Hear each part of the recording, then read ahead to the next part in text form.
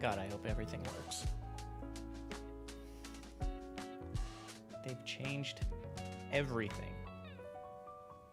In the 2 years since I've streamed, I don't know where any of the buttons are anymore. Yo, Hype, thanks for the $2, man. I haven't even started.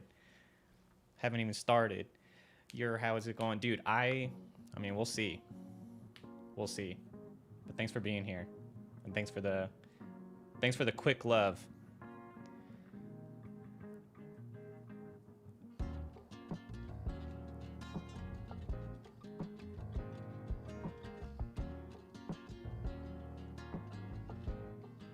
I don't even know how to do all this anymore.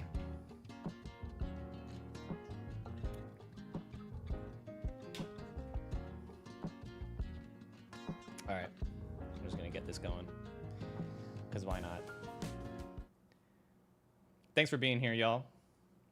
Before we get started, can we just do something real quick? Is that Wheatsia? Thanks for the $1. Miss you, Wheatsia. All right. Without further ado. Balls of fire! You got the bun, you got the bun, you got the betting bun. We got the king, we got the queen. We do the discount thing. You got the blankets, the sheets, the pillows for your bed. What a groovy place to lay your head. You got the bun, you got the bun, you got the big red bun. You got the discount price and it feels so nice. Buy at the betting bun near you. Okay, you're not going to believe this. My camera froze. Give me 1 sec. Ow.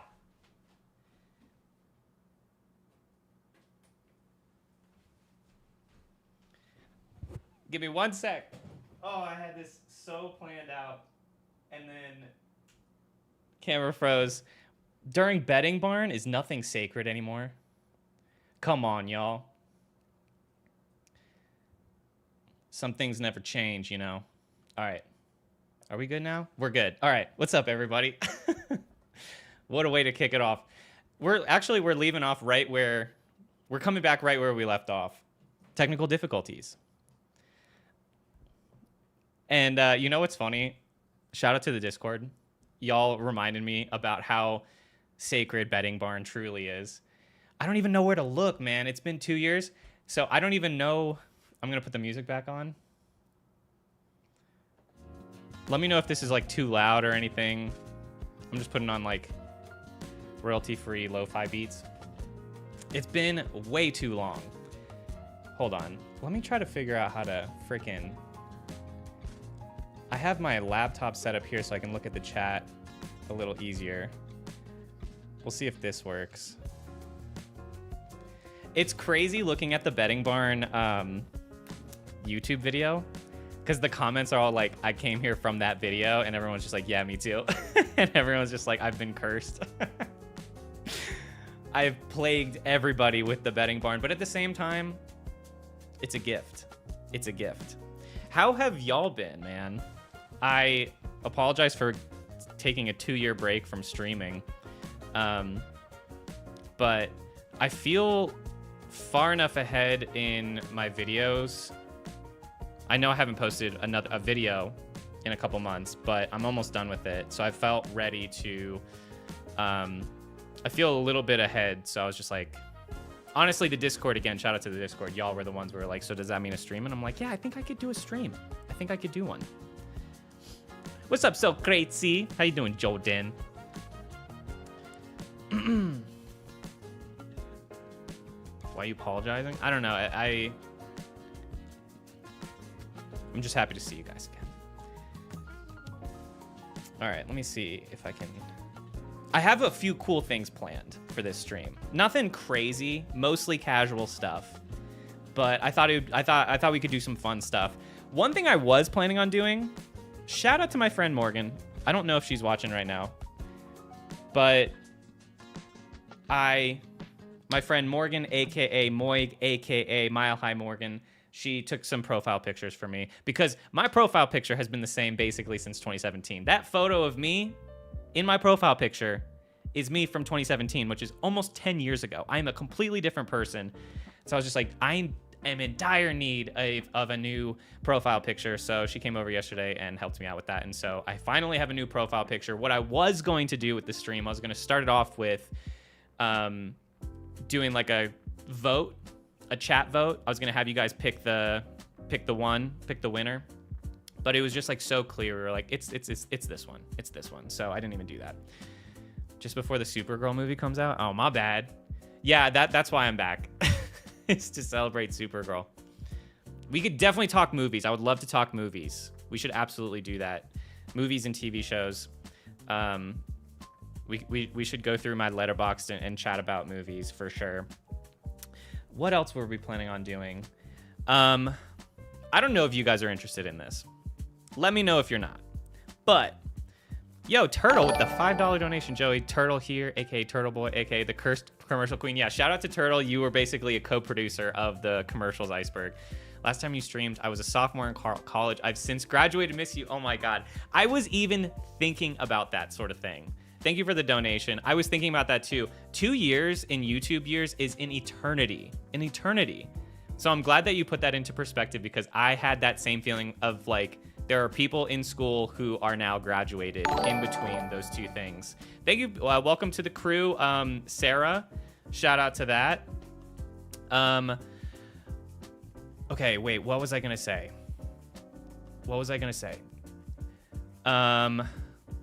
It's a fucking ice cube shaped like a Superman logo.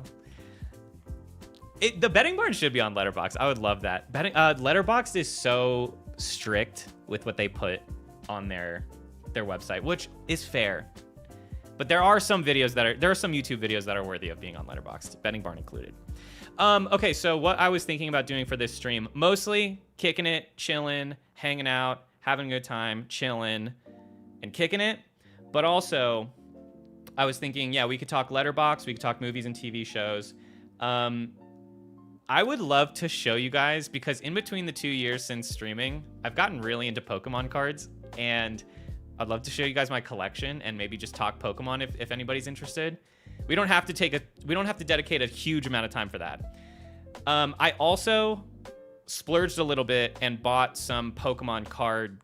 I bought some packs that I thought it would be fun to open on stream. I didn't buy a ton, but I thought it would be fun. Sarai? Let me know if that's right. Sarai or Sari? Sarai. I'm gonna go with Sarai. Let me know if I got that right. But thank you either way. Welcome to the crew.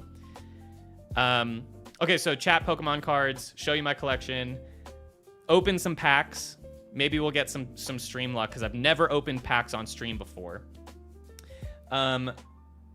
I'm going to a card show on Saturday, which I'm really excited about, and maybe I could talk to you guys about my game plan with that because I have a whole operation in plan. I have a whole operation that I may have put a document together for. What else? I know you guys love watching me play games. I'm not much of a gamer, but I have gotten really into chess in the last couple years. So if you're interested, we could play a little chess. I can play just like some randos online, and you guys can laugh at how bad I am. I would also open the floor and welcome any challengers if you're interested. I don't know how to do that. I feel like there's a link that I could drop, and then we can like have a queue going or something. I don't know how that works, but we can figure it out. Was there anything else? I think that's it. That's basically the game plan. I'm so curious on hearing your opinion on Obsession or Backrooms. Yes. So first off, yes. I actually loved both. I loved both. Obsession has been on my radar for like a year now because I remember when it first premiered at a film festival. I can't remember which one. People were raving about it. Also, is it Curry Barker or Curry Baker? We had just watched Milk and Cereal, his found footage YouTube feature film, and I really, really liked it. I was just so impressed at the intricacies of this no-budget found footage flick, and I was just like, man, this guy has potential. And then when Obsession came out and people were raving about it, they were like, yo, keep this on your radar. I did. And then we watched it. It not only lived up to the hype, it exceeded my expectations. I also loved Backrooms. I know, I feel like it was a good and a bad thing that they both came out in the same month because one overshadowed the other a little bit. But man, they both rocked. They both rocked. And what's interesting is, although I think Obsession has become the bigger pop culture phenomenon, I think Backrooms lends itself better to having a sequel. I'm very excited to see where that franchise goes, if it is a franchise. I think it should be.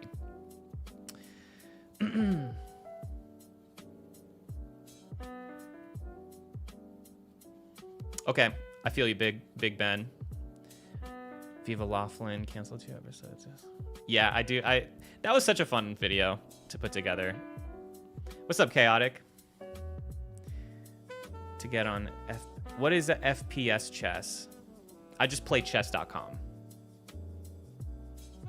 Never watched them. If you're a horror person, if you like horror movies, Obsession and Backrooms. Also, a hidden gem that I feel like has gone under the radar because of Obsessions and Backrooms is Hokum, which came out a week or 2 before Obsession. I loved that movie, and Damien McCarthy is already one of, if not my favorite horror filmmaker. His other movies, Oddity and Caveat, they're incredible. I gave all 3 of his feature films 5 stars on Letterboxd. I'm getting super into horror movies recently. Any Rex? I mean, if you're looking for new releases, those 3 are fantastic. I would even, like Hokum. It's with Adam Scott from Severance, Parks and Rec, Party Down. He's in a horror movie and he's fantastic in it. And the filmmaker, Damien McCarthy, is just, I feel like he just hits the spot for me. He's doing exactly what I love. So Hokum, Obsessions, Backrooms. We just watched on Friday Leviticus, which is a indie powerhouse of a flick with so much purpose, so much meaning. It's a horror movie, but it's so much more than that.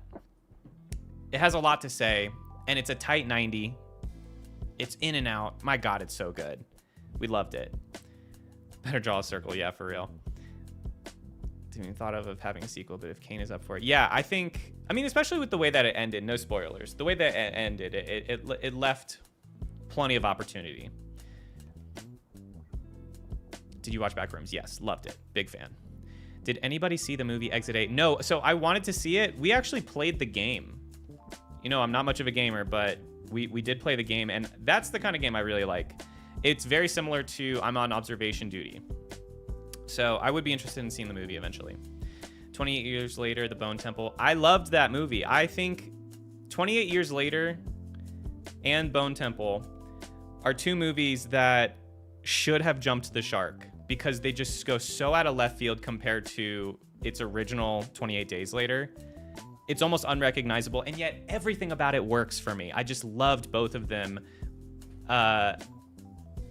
Yeah, it's good stuff. It's really good stuff. And shout out to the lurkers. Sully, what's up, dude? It's so cool to see some familiar names after so long. Thank you for being here. Thank you for reminding me of so many cool bits that we've had over the years. Everyone should watch Ma. Okay. But it's an experience. Okay, that's a good sell. Betting Barn has a lot to say about it. You know what's interesting? I think, did someone in the Discord mention that? How like Betting Barn oddly feels like it fits into the Backrooms universe.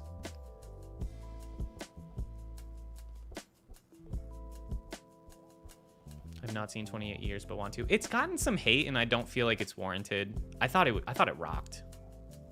What are your favorite coming of age films? That's a great question. I love coming of age movies. The first one that comes to my head is Submarine. It has maybe my favorite original soundtrack made by Alex Turner. I still listen to it to this day. What else? Coming of age. I would start there. Submarine. Submarine is great. I think about the ending of it a lot too. It's one of my favorite, most poignant endings. The Furious. Yeah, I'm really excited to see that. What's up, David? What's up, Alvin? Horror movies that shouldn't exist. I see that one doing well, but I also feel like that would probably have me covering things that are so disturbing that I wouldn't enjoy it. My icebergs are like I feel like icebergs typically, they're so disturbing in its nature, but most of my stuff, I try not to go down that route. I try to go down the curiosity and the fascination route instead of the morbid and messed up stuff. With all the movies that came out this year, I'm shocked that one of them is about a bunch of sheep. Yo, Bree, if you're listening to this right now, I have been wanting to watch The Sheep Detective for so long. The Sheep Detectives for so long. And I'm like, we have AMC A-List. And I'm like, Bree, let's go see The Sheep Detectives. She didn't want to. So I might have to watch that on my own. Disclosure Day, I liked it. I remember my Letterboxd review in simple terms was that it felt like episodes 3, 4, and 5 of a 6-part limited series that I probably would have loved. There was too much that happened before the start of the movie, and a little too much that happened after the movie ended. But it was a fun ride. I was into it from beginning to end. Ferris Bueller's Day Off, a classic. Absolutely. House of the Dragon out again. I'm glued to the chair too much. Yeah, I didn't love the first episode, but I'm still giving it more of a. I'm gonna give it more time. Season 2 is just so disappointing to me. I'll be honest. I need to rewatch the first episode of season 3 that just came out because I fell asleep. I don't know what I was thinking. I agreed to us starting the episode at like 10 p.m. My bedtime is 9:30. I made a mistake. But what I saw, I was just like, not into it. I don't know. I'm not really invested into the characters as much anymore. What up, Moig? Shout out to Moig. She's the one that took my new profile pic. 10 years in the making. If there's enough Pure Flix oddities to make... I'm not sure what that is. Doesn't need the Backrooms universe. It's in its own universe. So true. So true. You right. The Dino movie coming out. Oh, you know what? I've only seen the poster for that and the synopsis, but I'm in. I'm in, baby. I don't need much more than that. What's up, Jen? Yeah, right? It's been too long, and that's my fault. Widow's Bay, yep, that's on my list. So Widow's Bay and Cape Fear, those are the two shows that everybody's saying are like the bangers so far to start the year. We started Cape Fear. We're on episode 1. It's a little bit more campy than I was expecting, but I'm still gonna give it a shot. I mean, that cast alone. And also what was crazy, this is not a spoiler, but the first episode of Cape Fear, the most shocking part of that episode was the credits, because it like cuts to black and then it says executive producer Steven Spielberg, executive producer. Oh wait, who is the other executive producer? It's 2 gigantic names, and we were like, what? So it was just like a name drop out of nowhere. And we were like, all right, well, if they're in, I'm in. The Gullet episode. What? House of the Dragon? Betting Barn's still on your mind? So it was you guys that brought it back to my mind. And now it's stuck there. It's like the game, you know? You forget about it for a little bit, and then it comes back to you, and you're like, God damn it. Resident Evil film is going to be quite underwhelming. Isn't that, it's the same guy that did Barbarian and Weapons, so seems pretty promising. What's up, TNT? Thank you all for being here. Adding Leviticus to the watch list. Yeah, it's solid. It's not the horror movie that you're going to expect, though.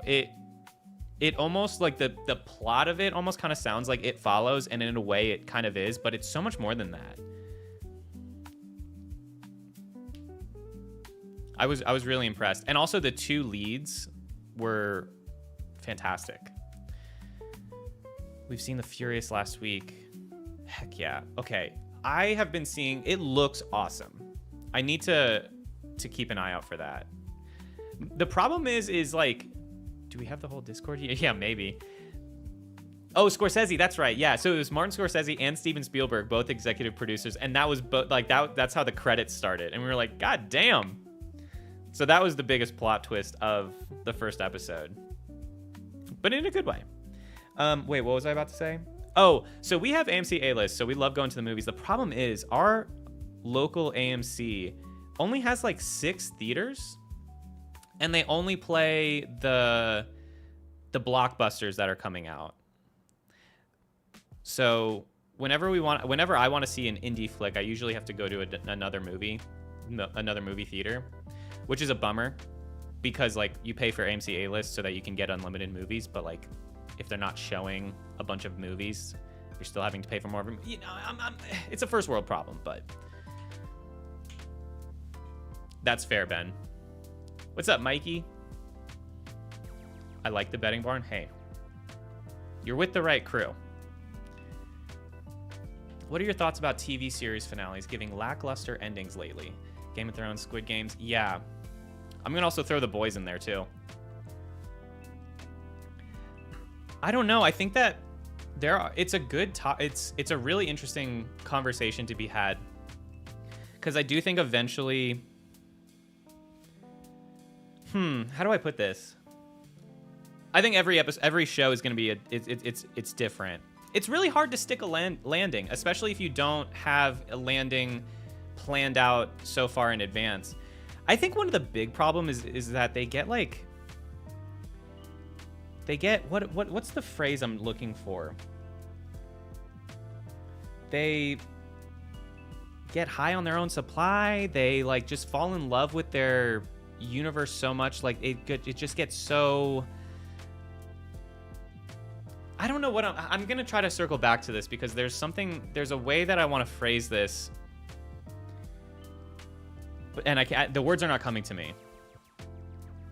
What movies are you excited for the rest of the year? Oof, there's a lot. I know Odyssey is a go-to. I would say Dune Part 3 is probably the one that I'm looking forward to the most. I'm not much of a Marvel guy, but I will see Doomsday. You gotta see it.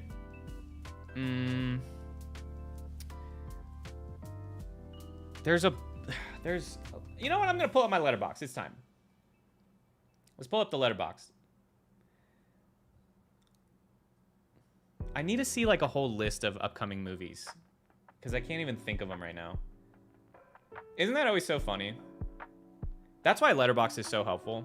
I was having this conversation at a party this last weekend where I was just like, when people ask me what your favorite movies are, I'm like, I have somehow forgotten every single movie that has ever existed.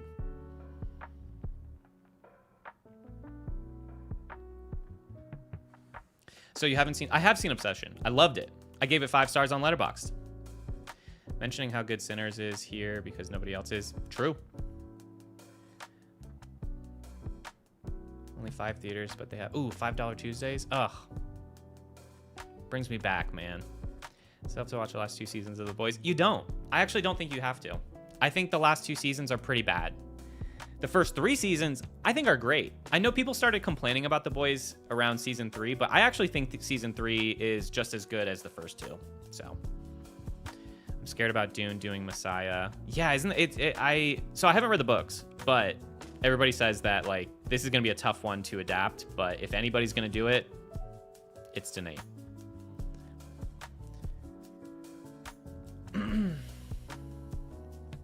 Remember when you were trying to stream Resident Evil 5? Yeah, I made a mention of that in my most recent video because there was a TV show that I cover about people throwing up. And I was just like, hey, y'all remember this? And then I put like a little montage of me just being like, I'm getting fucking dizzy. I think I might have to make a Letterboxd. Do it. Do it. It's my favorite social media platform. It rocks. Here, let me see. Is this the right?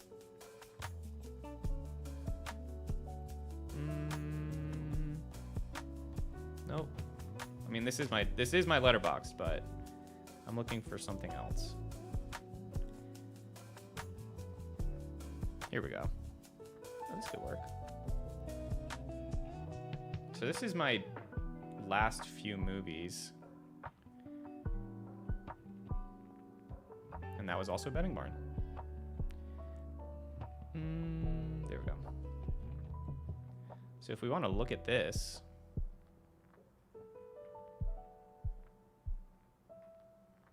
is that too much? That might be too much. This works. Okay. All right, hold on. I did watch Welcome to Derry. I loved it. I loved it. Can't wait for more. Wait, let me scroll up a little bit. I missed some stuff.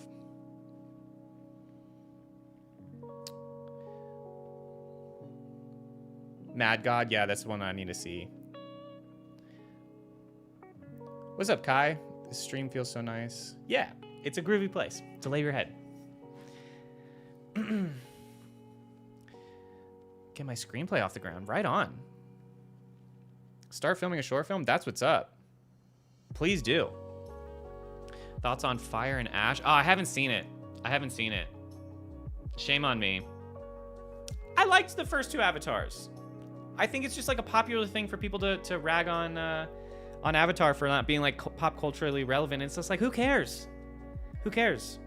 I saw someone compare Avatar. They were like, it's not really like, it's, if you're looking at it as like a movie or like a Best Picture nominee movie, yeah, you're gonna go in and you're gonna be super critical of it. But Avatar is more like a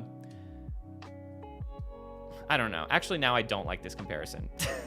I don't know why I brought it up. I thought I liked the comparison. They were comparing it more to like a theme park ride or like a roller coaster. It's more of like an experience than a, I don't know. I actually did, now I'm disagreeing. I don't know why. I see where they were going with it. You know? I see where they were going with it. Anyway. What's up, Daisy? I just made myself mad. Angel's Egg and Flow. I've never heard about it. That sounds interesting. Makes it look like I'm doing a collab video with Letterboxd. Heck yeah. I wish. Maybe one day.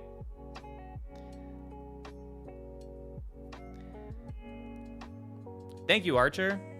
Welcome in. Have you watched Blackberry? No, it's on my watch list, though. Honestly, after watching Nirvana, the band, the show, the movie, they deserve me watching all of their stuff. That is just my exact... That movie was just my exact cup of tea. You've seen 1 and 3, but not 2. That's really interesting. Well, what's interesting is 2 is like barely about the main character. I can't even remember his name. The main character in the first Avatar is barely in the second one, so maybe he's more relevant in the third one. Anywho, while laying in my bed, so it's literally a groovy place to lay my head. That's perfect. That's exactly how Betting Barn wants it to be. Betting Barn is more of an experience. Yes. Thoughts on the movie adaptation of Where the Crawdads Sing? Haven't seen the movie, haven't read the book, so I can't say too much about it. We were forced to watch it for a university activity. That does seem fitting. One battle after another. Good choice. Good choice. Loved that movie. This last year for the Best Picture nominees was unbelievable. I actually think it was like maybe my favorite batch of Best Picture noms since, was it 2016 with Moonlight, La La Land, and Arrival? What's up, Gaze? Created to Gaze.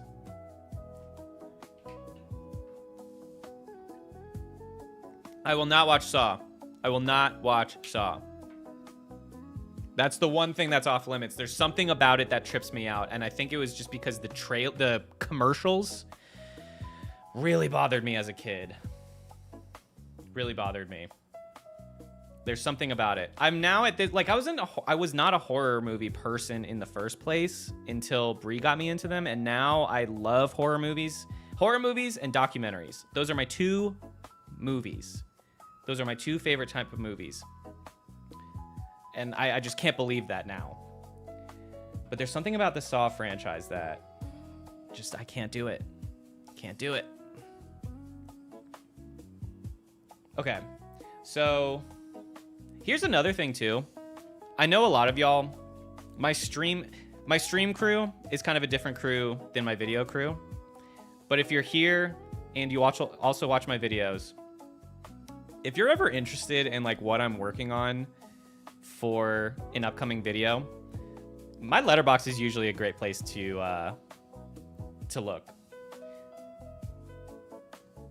Because not like if I'm watching like Fuckland, Burden of Virginity, Superstar, this is not a film. I watched those as like research for the video that I'm about to drop about movies that broke the law.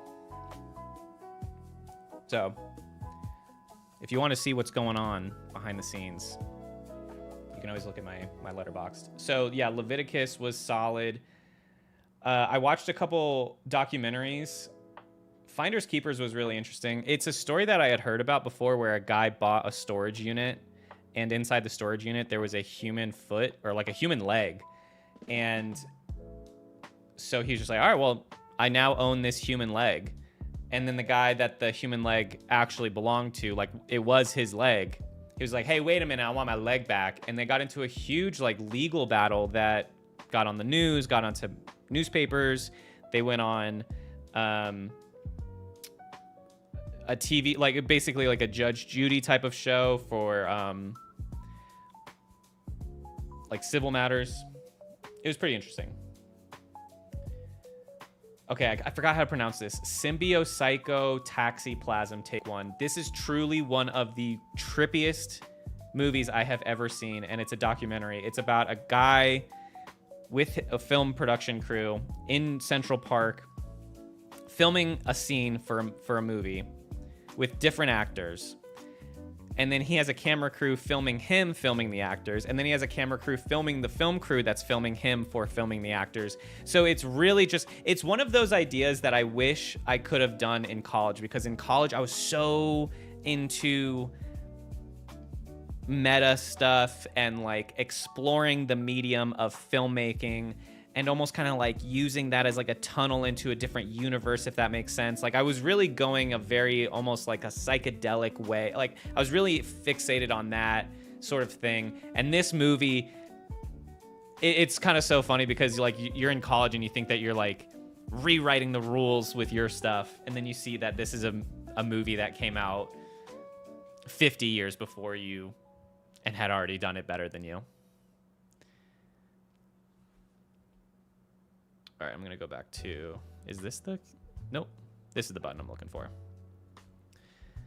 I think if you forgot your leg about your leg and accidentally sell in a storage unit, you just got to give it up. It's not your leg anymore. So that's kind of the whole debate. He didn't forget about it. I think he just didn't, he like ran out of money and wasn't able to pay off the storage unit company.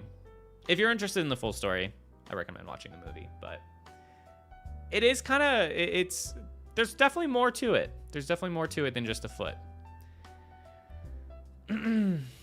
Yo, Joey, I love your content, man. Things fresh. Things right. I appreciate that. Yeah, I'm glad it resonates with you, dude. I just try to find interesting things that I find interesting and passing it along to other people that might find it interesting too. Why did that guy want the leg so bad? Okay, so it's not too much of a spoiler because you learn pretty early in the movie, but like this guy is obsessed with being famous.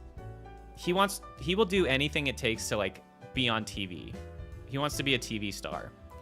And he's realizing that this human foot is getting him a lot of attention. So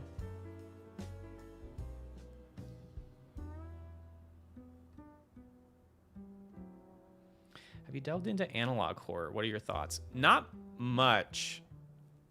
Backrooms count, right? That's technically analog horror.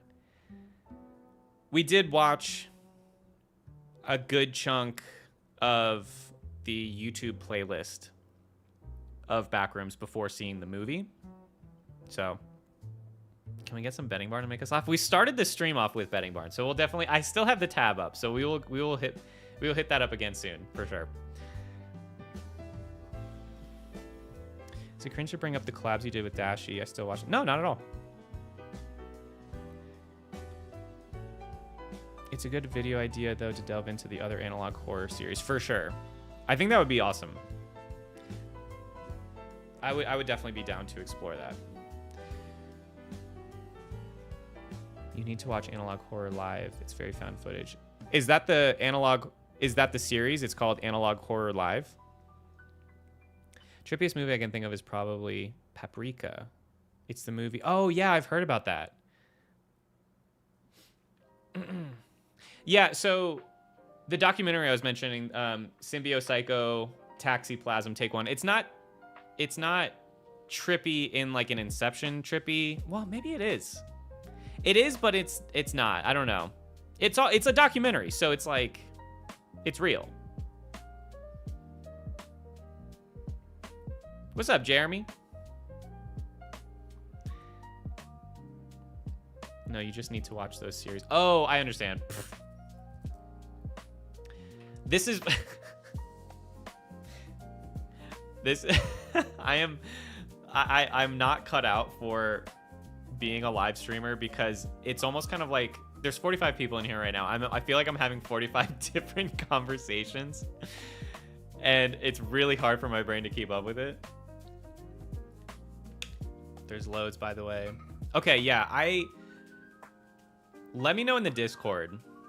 We'll have to have a conversation in the Discord where you guys can hit me with your suggestions. Lil Jon Super Goldman commercial. Ugh. Those make me so happy. You know what's interesting? I was thinking about this the other day. That iceberg is probably my least favorite iceberg that I've made. And yet it also has some of my favorite moments that I have in any of my videos. And Betting Barn and Little John, that's an example of it.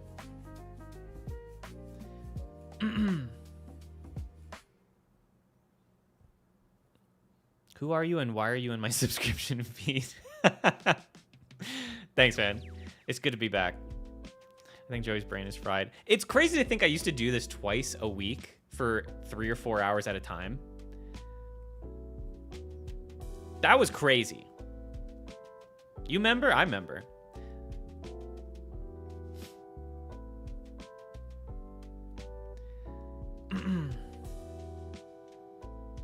I like to watch your longer videos in the background while I'm doing other things like building Legos. That's awesome. I think that I get it. And I'm so happy that I could contribute to that. I totally see how I did something similar. So I love the Red Rising sci-fi book series, and there's 6 books. The 7th book is coming out eventually. And my friend was like, dude, you should watch this 7-hour deep dive on Red Rising. The 7-hour YouTube video on Red Rising. I was just like, damn, I don't know if I've ever watched a YouTube video that long. It became my treadmill watch, and I loved it so much that I didn't want it to end. Like, I was kind of just like watching it in bite-sized pieces.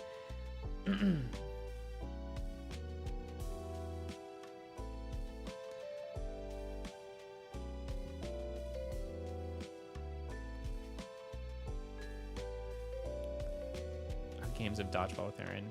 Oh yeah, wait, what was that game called? Knockout City. That was fun. I got way too motion sick though. I'm not cut out to be a live streamer, and I'm not cut out to play video games. So it's so funny that at one point I was doing both at the same time. I would make something similar about Hungry's TV. Whoa. Wait, that actually sounds awesome. So my thing is anytime I'm doing a video, iceberg, not iceberg, even my non-iceberg videos are kind of icebergs, and even my iceberg videos, they're not really icebergs, they're, you know what I mean? But specifically like with TV shows and movies, I mean, with that in mind, anytime I'm doing something, anytime I'm covering a topic, so like the one that I'm working on right now is movies that broke the law, I don't want to stick to US stuff. I really, really love doing everything around the globe. So with that in mind, I'm going to keep an eye on your username, because the next TV series, the next project that I do about TV shows, I would love to have Hungry incorporated into it. And if you have tens of thousands of VHS tapes with Hungarian content, if I hit you up and I'm like, hey, I'm making a video about TV shows about blank. If you have anything that fits that criteria, that would be great. Those Rocket League days were the best. You know what's crazy? I don't even play Rocket League anymore. I've played once this year. Legendary storylines and rivalries. Oh my god, yeah. That was some good times. You still hang out with Dashi? We don't hang out because we don't live in the same state anymore. But we still talk.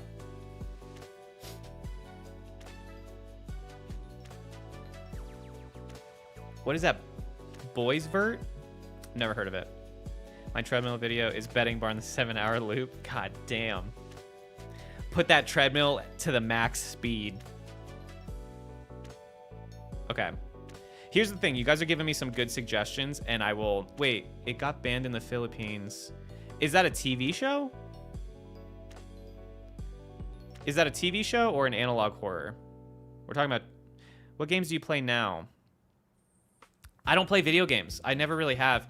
I play chess a lot now. Oh, you know what? Brie and I, we just, a couple months ago, we played Pokemon Legends ZA, and I loved it. I loved it. I want to play more Pokemon. Justice for Overcooked. We were just talking about that the other night. I did love Overcooked. I would play that. See, that's a good, that's obviously like a group game though. I'm not in my office playing Overcooked by myself. But I would like, if the next time we hang out, I would love to play Overcooked with you guys. It's a locally made film in the Philippines. Oh, okay. Then let me take a note of that. I'm just gonna screenshot this. Can I do that? All right. Thank you for that suggestion. I'm gonna look into that. You were the definitive Rocket Leaguer. No, I wasn't. You don't got a lot to kick it. You could do an international analog if the translations are readily available. Yeah, I mean, I did try to fit in a couple international public access shows for that Iceberg, but it's just like, it's different. I see what you mean, though. I have to head out. Turtle, it was so great to have you in here. I'll hopefully come back later if I can. I really want to talk Pokemon. Yeah, okay. I mean, I will have this stream unlisted too, so you're welcome to watch it, and then you're in the Discord, so if you see anything, if any, we could chat about it later on too. Poketopia, 10 out of 10 game. Everybody says that. Okay, I think that might be the thing that Brie and I should play next. Everybody's raving about it. We both love Pokemon. What's interesting is I love Pokemon cards. Brie is actually the Pokemon fan. She plays the TCG on her phone. She's been a Pokemon Go player since its inception, and she's still playing it to this day. So.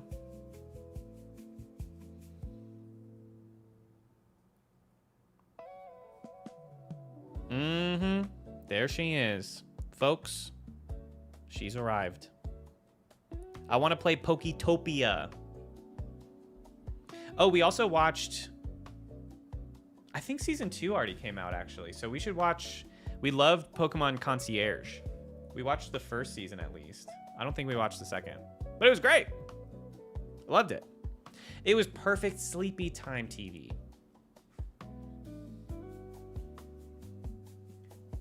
People still play Pokemon Go. Tell them, Brie. Tell them.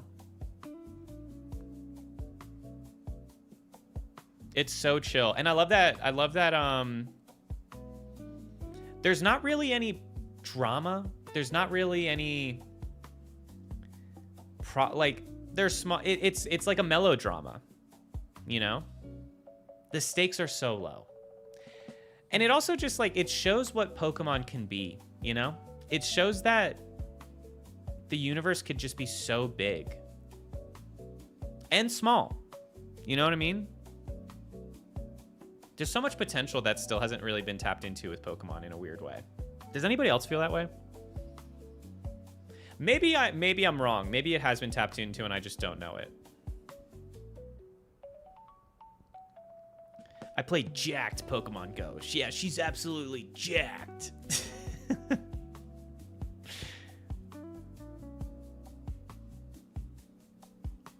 should we show? Can I show? Should we do the Pokemon? Okay, so let me show you what I have. Let me show you what I have to so that we can open. Oh boy. Okay, so I bought. We have a couple of vending machines in my area. Jesus. We have a couple of vending machines in my area, but they're almost always out.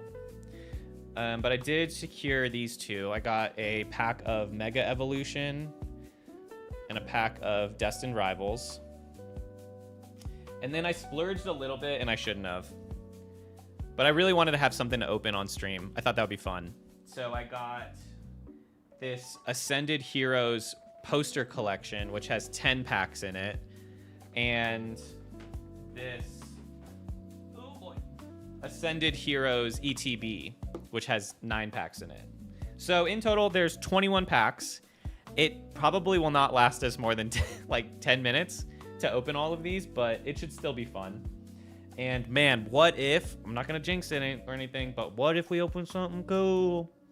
For those that don't know, Ascended Heroes, this is a pretty newish set, and it's awesome. This is maybe my favorite set since Crown Zenith. And what's crazy is that they have God packs, which means, man, where do I explain? How many of y'all are into Pokemon cards? If you're not, I still think this is going to be fun because we're going to be chasing some cards. It's kind of like gambling. Jesus, you know, like, so you're going to see some of that. Open them maybe? Yeah, we will. We're going to. But Ascended Heroes has God packs, which means that, like, you know, if you opened packs back in the day, you know that, like, occasionally one pack out of every, like, 30 or 40 would have, like, one holographic card, right? In modern terms, a holographic card is actually what's called an illustration rare or a special illustration rare. And those are full artworks that cover the entire card. They're super dope. And a God pack is the entire pack is all SIRs or illustration rares, which is crazy.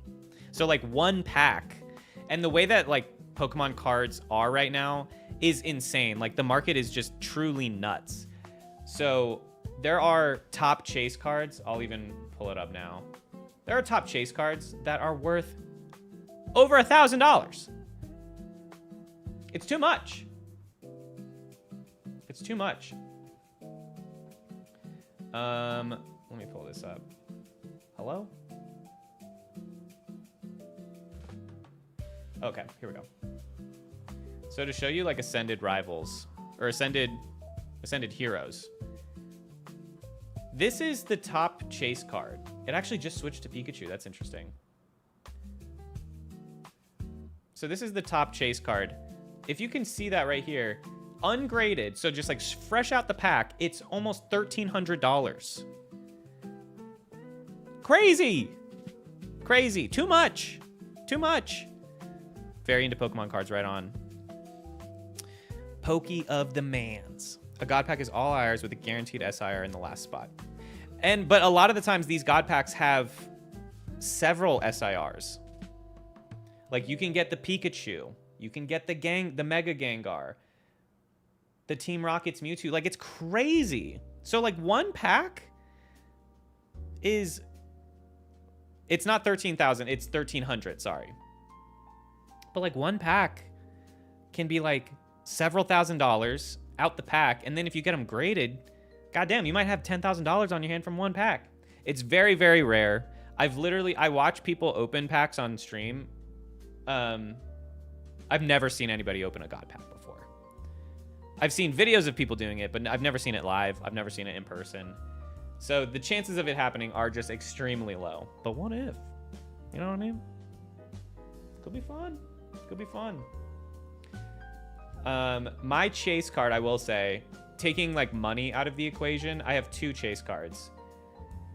And it's 2 of my favorite Pokemon. Metagross, Steven's Metagross. I think this card rocks, and I just love this Pokemon. He's the man. He is the man. So I'm chasing him. And my guy. Frickin' Hawlucha. I love Mega Hawlucha. And when I show you my collection, I have this like fun little project that I'm doing for my binder. But this card rocks. This Pokemon rocks. And I love luchadors already. So I want this. Of course I want the big ones. Of course I want I want a card that's $1,300, like that more than anything, because then I could just, you know, I can sell it and then buy 20 Mega Hawluchas. But I love a wrestler. I love a masked wrestler. I love luchadors. Love that color splash, right? I even just bought on eBay the Japanese illustration rare of Hawlucha, and it just came in. I love this guy. Let me show you this. Okay, I'm sorry. We're gonna do this. I gotta show you my stuff.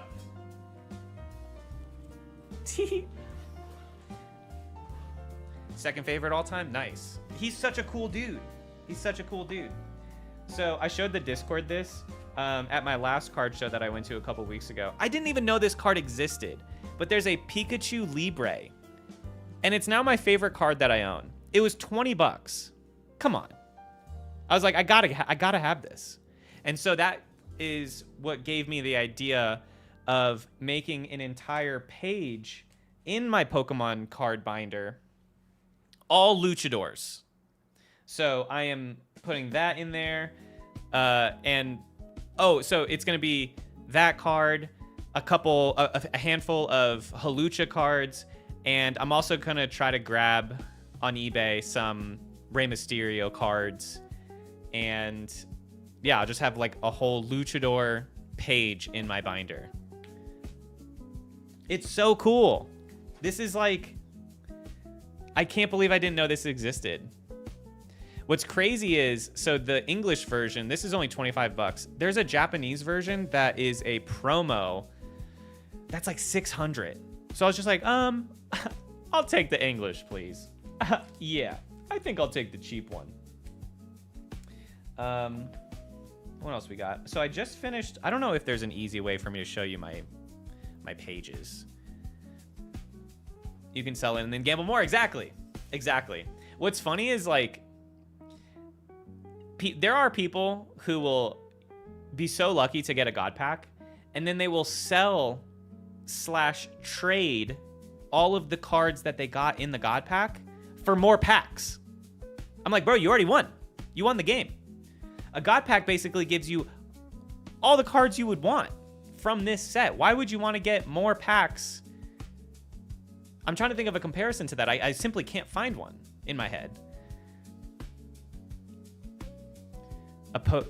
If they did a Pokemon WWE collab, hell yeah.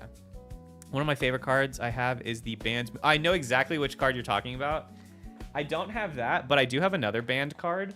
This is from my childhood. I remember my parents getting this for me for, it was either my birthday or something, and we didn't know it was banned at the time. And I remember they got this at Publix, because Publix used to sell singles.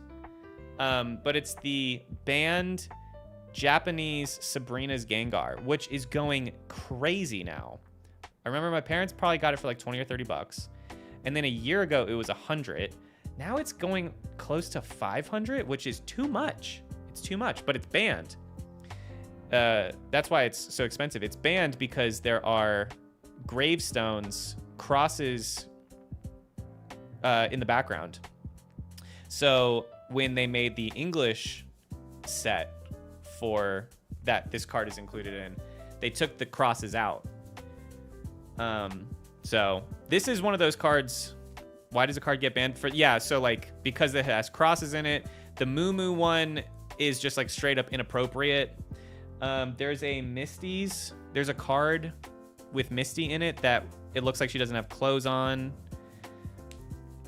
There's a handful of reasons why a card would get banned, but this Gengar one is probably, I mean, I'm never gonna get rid of this just because it's like a part of my childhood. And it just rocks, man. Like, this is such a cool card to start with. It's another good video idea for sure. For sure. Is there a way for me? I'm going to just try to lift this because I just finished my first page and I'm really happy with it. So this is not comfortable at all. I'm not going to do this for every page for sure. It sucks. Ah! All right. You probably can't see anything. Here we go. So I just got this card. It's the Stained Glass Legendary Birds. And I bought this, and I already had this one. So I was just like, all right, well, I have to get the other 2 Legendary Birds. So now I got this and these. I got Mewtwo and Mew. And then I have, this was another one. Entei is one of my other, I think he's probably in my top 3 favorite Pokemon, along with Hawlucha and Metagross. So I got the Legendary Birds, the Legendary Mew and Mewtwo, and then I got the Legendary Dogs. And I was just like, what a perfect first page. Oh, I did not like that. What else we got here? I got the Gengar, the banned Gengar, and then another one from my childhood, Ancient Mew. If you went to see Pokemon the movie, the first movie, they handed these out to every kid. And now, this is over $100. So, if you had this, look through your closet, you might have $100. And what's crazy is this is another one. This was like $20 a year ago, and now it's over 100. That's where the market is right now. It's too much. It's too much money. Oh, another thing that I wanted to do. Yeah, that Mew is. I love this Ancient Mew. Mew has just like some of the best cards, hands down. This is another one. This was a promo. I bought this a year ago for $30 and now it's like 80. Too much money. It's too much money. But it's a cool ass card.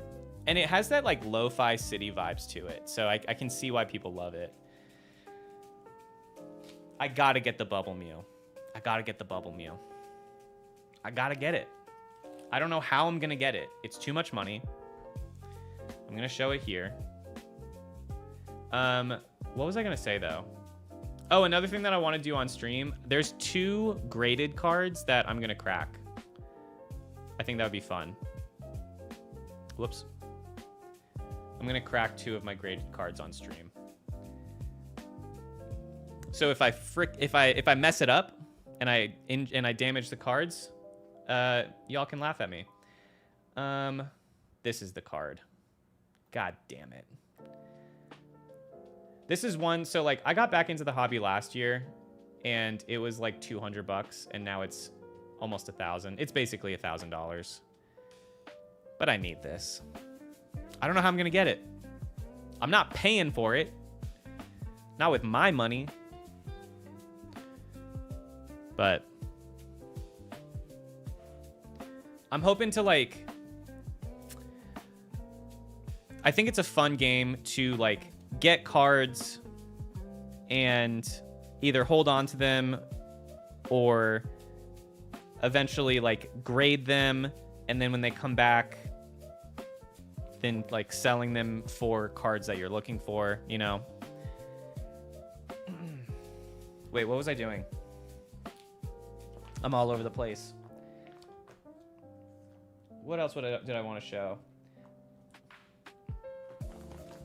Oh, this is not a gigantic card, but this Alolan Executor, this was the very first card that I got when I got back into the hobby last year. When I went to a card show. I just thought it rocked. Like, what a goofy looking guy, man. What a fun time. For a while there, like, because when I got back into the hobby, I was just like, who is my favorite Pokemon? And for a while, I was just like, is Executor my favorite Pokemon? I don't think he is. But I thought about it for a while. I thought about it. I mean, because it's a cool-ass card. It's a cool-ass card. I do love me some Deoxys, though. How cool is it that there's an alien that exists in the Pokemon universe? And this card is just so cool. Love the artwork. Love the space vibes. Very fun. The scalper BS is what's going on lately. Don't get me started. I totally agree. It sucks. What's great, so like I mentioned before that we live in close proximity of a handful of Pokemon vending machines, but literally every time I go to the grocery stores that have them, there's some dude just sitting there twiddling his thumbs waiting for the machine to reset. So I rarely get any packs out of that. And that's really the only place where you can get packs at market price or like retail price, whatever it's called.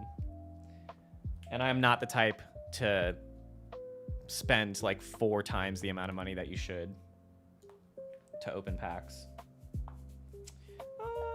What else did I want to show you guys? I think that's it from this. Yeah, that's mostly it. But I love me some Pokemon. Okay. So that's my binder. That's most of my binder. That's some of my binder. Yeah. Let me see what else I wanted to show you guys. Oh, okay. Yeah, I gotta show you guys this. Check this out. Okay. So first off, this is my slab. My box of slabs. Most of these are sports cards, but you know what's crazy? So the reason why I got back into Pokemon cards in the first place was because I've been collecting sports cards my whole life. I got back into it during 2020 as just a way to like stay sane during the pandemic. And then my whole thing was like, I want to collect Miami Dolphins guys and I want to collect Miami Marlins guys. I ran out of people to collect on both teams. There's just not really anybody to collect anymore. I was collecting a ton of Tua cards and then he got traded, and so I'm just like, well, fuck that, you know? Sorry, excuse my language. So that's when I got into Pokemon, because I was just like, damn, you know, Halucha's not getting traded. Metagross isn't getting traded. So I got back into Pokemon cards because of that. What I want to show you guys is so this is like the biggest, these are the 2 cards that I'm going to crack.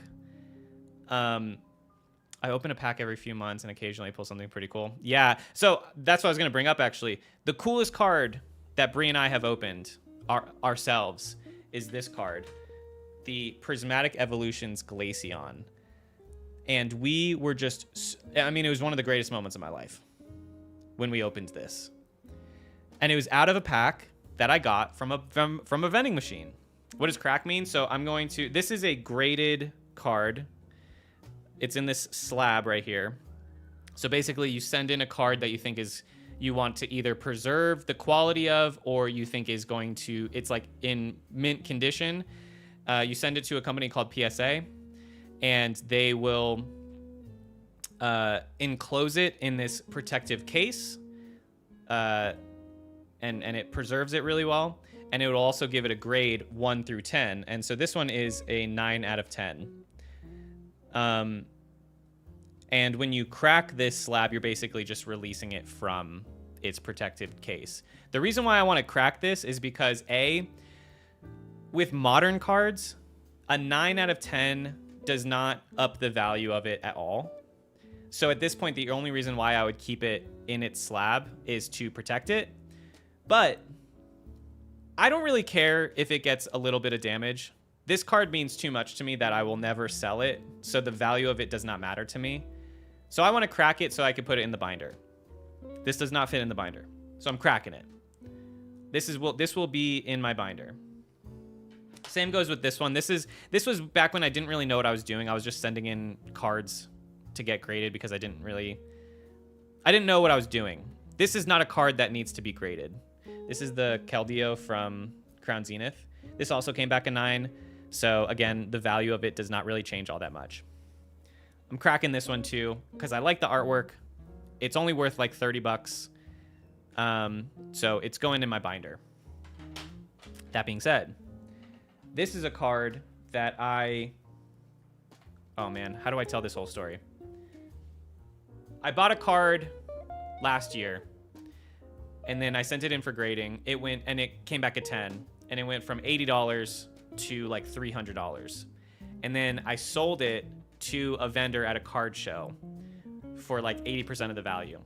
And then using that money, I then bought this card, which is maybe my favorite card in my entire collection. It's a Lugia from Silver Tempest. I bought it for $240. So I basically turned an $80 card into a $240 card. And then I sent this to PSA and it came back a 10. This card is now worth $1,500, $1,500, which is crazy. This stays in the slab. You do not crack this one. It's awesome. Here's another thing too. I love cards of Pokemon that look gigantic in comparison in scale to humans. And this card fits that perfectly. I love the scale of the Lugia towering over this man in the boat. I love cards like that. So this was a chase for me for a while. So when I got it, I was like sick. And then I'm like, wait a minute, this is actually like a really good copy. Let me send it into grading. And then when it came back at 10, I was like, holy crap, this is nuts. So this one is not going anywhere. It's not getting cracked. What if I accidentally crack that one instead? Like a doctor, they're like, okay, we need to amputate your leg. And then they amputate the wrong leg. Anyway. This is another card that I'm not going to crack, and it did come back at 10, but it's not a sought after enough card. I didn't really need to get this one graded, but I'll keep it. Yeah, it's worthy of the slab for sure. I don't exist. It would terrify me in real life. It would terrify me. Here's another card that I worked my way up to buy. I bought it for $70, or I traded it actually. I traded it for a couple cards that I pulled a couple cards that I pulled a couple cool cards out of packs, and then I traded them for this card, and then I sent this into grading, and it came back at 10. And this one's just awesome. The gold cards from Crown Zenith just absolutely rock. So this is another one. But all these are not getting cracked. The only ones that are getting cracked are for my binder, which are these two. So those are my cards. Those are my Pokemon. And I love them. And we're going to a card show on Saturday, and we'll see what we can get. Should I open these packs? I don't want to stay too much on the Pokemon topic if this is just a me thing. Thank you for indulging me though. Crown Zenith is such a fun set. Yeah, that is. I unfortunately got back into Pokemon a little too late for Crown Zenith, so like by the time that I was starting to rip packs, Crown Zenith was like out of print and it wasn't even in the vending machines. So I only bought a handful of Crown Zenith packs when I could find them for a good price, but they're a good time. Okay, cool. I'm glad. If I were to hypothetically draw you with a Pokemon, which Pokemon would you like? That's a good question. I mean, so my three favorite Pokemon are Hawlucha, Metagross, and Entei. I also like Executor a lot. But I could also rock with a Pikachu. I love Pikachu. He was really my starter. You know, everybody's like, oh, who's your starter?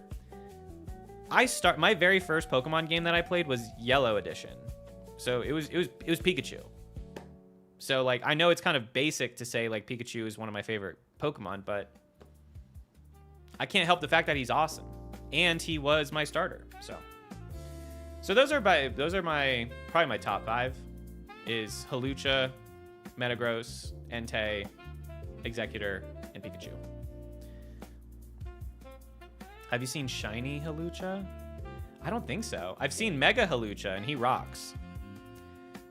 Who are some of your guys' favorite Pokemon? That's a good question. Okay. I respect the heck out of, there's that saying of like every Pokemon is someone's favorite Pokemon. And I think that that's so cool. There are people like I got to show you a little bit of my binder. I love seeing videos of people who they have a whole binder of just one Pokemon or even just like one card from one Pokemon. You can get really specific with your collection. Like there's one, I saw one that was like a collector. They collect only cards of Pokemon sleeping or cards of Pokemon eating or blue collar Pokemon who are like doing human jobs. I think it's cool that you can do basically whatever you want.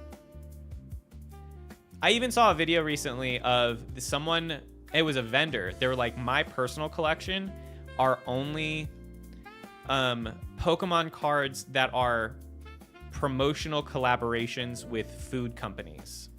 So like McDonald's Pokemon cards, etc., etc. I thought that was really cool. Mine is Charmander. I love Charmander. I think Charmander has the perfect evolution.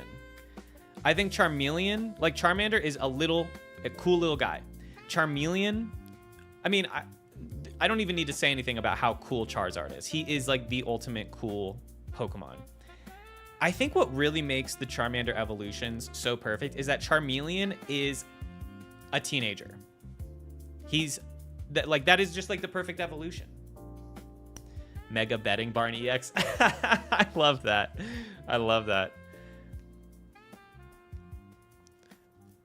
Luxray. Wait, yeah, I think Luxray is another great Pokemon. He needs more. Luxray does not have enough cool cards.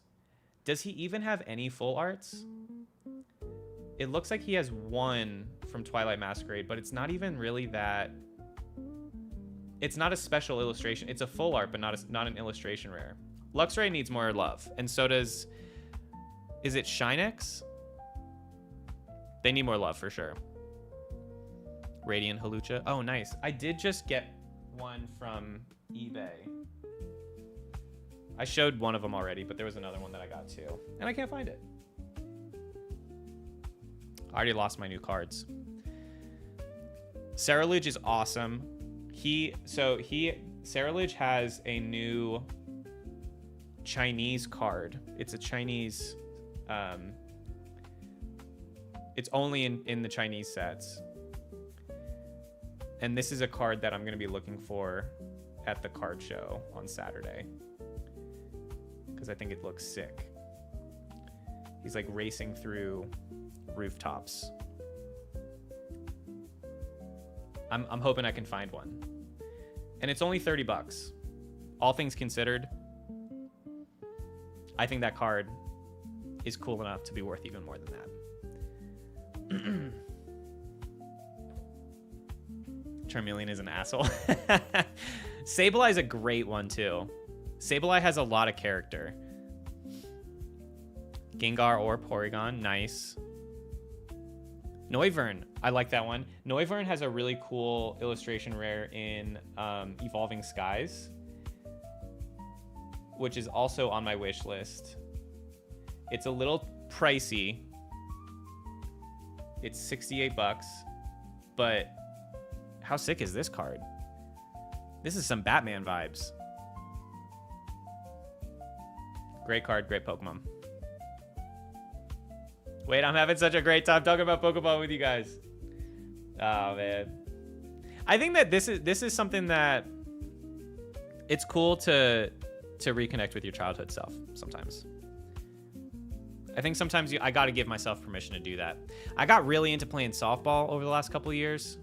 I play softball a ton, and that was a big thing for me. Was like, you know, I work from home by myself, and I was getting such like cabin fever. I was like, I need to have a reason to go outside and run around full speed. I need to throw a ball around. I played baseball all the way through until high school, but it's been like 15 years. I was just like, what if I joined a softball league? I did that in the summer of 2024, so it's been 2 years now, and it's become such a big part of my life, not just because I love playing, but like the people that I've met, I've become such good friends with. I love my softball team. They're awesome. And it all started just because I was just like, I need to reconnect with Lil Joey. An unboxing needs to happen. All right, let's open these first two first. Right? All right, Mega Evolution and Destin Rivals. Mega Evolution has, Mega Evolution. I'm trying to think what the top chase card is. Is that not Mega Lucario? There's some cool cards in Mega Evolution. This is the base set.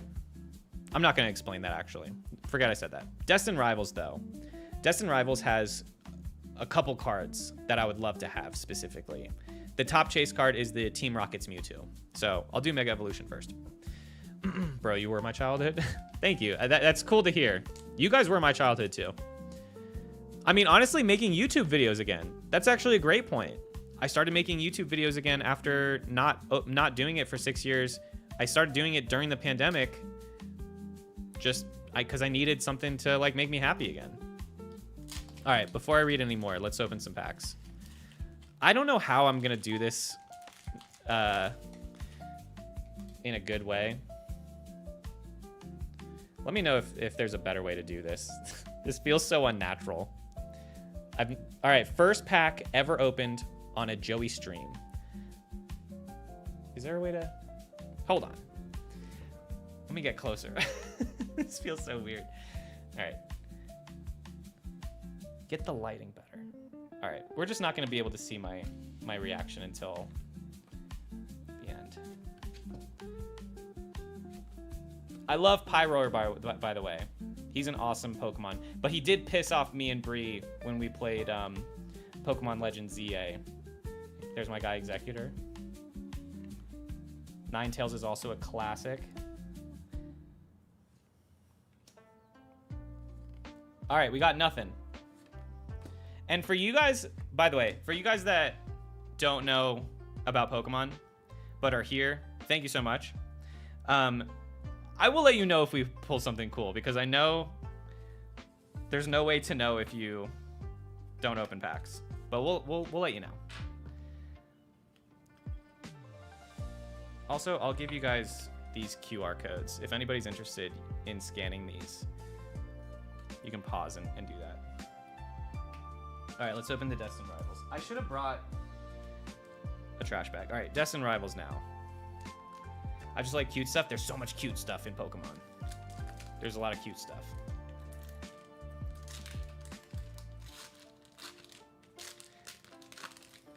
All right. Okay, this looks better. Right? Ponyta. Psyduck.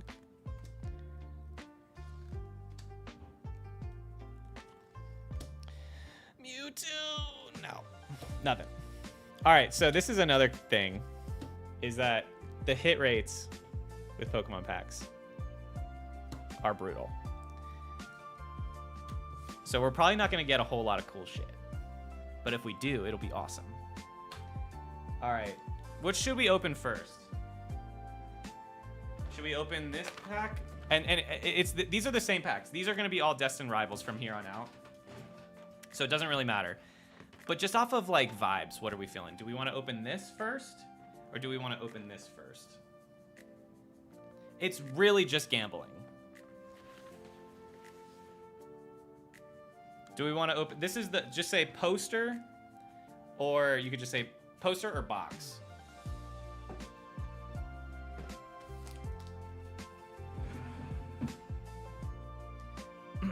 What does the QR codes give us? So there's a mobile app for Pokemon cards where you can open like digital packs, and that's what the QR codes are. Okay, we got one box, two posters. Don't gamble, open both. Either one is fun. Okay. We'll do poster first. Also, another thing that I hate about this, the hobby is like the amount of waste. Look, this is so much plastic. It's so much plastic.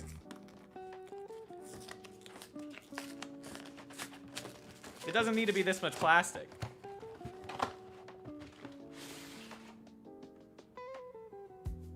Just Literal trash.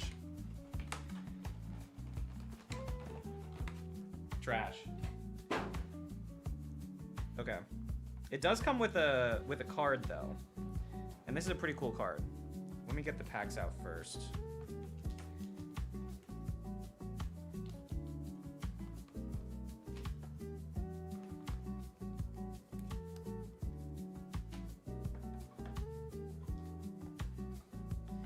Okay.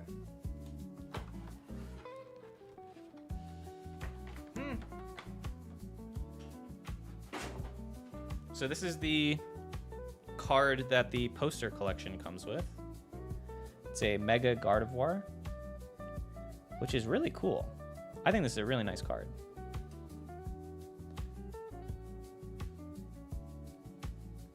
I need to sleeve this real quick. And then we'll get to opening.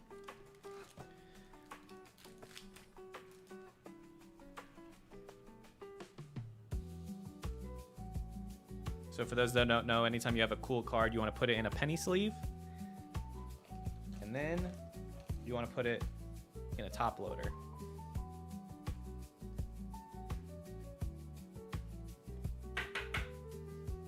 And then it's ready for the binder. And then if anybody wants this. Ugh.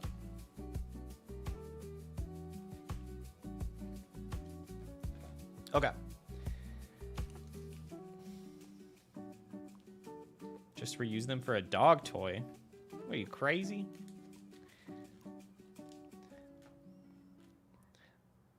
All right, TNT, it was a pleasure. Okay.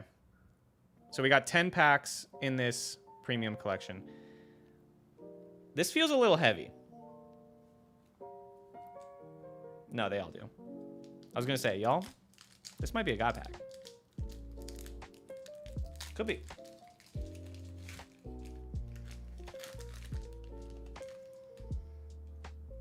It's not. It's not a God pack. There's got to be a better way for me to pull these cards. There we go.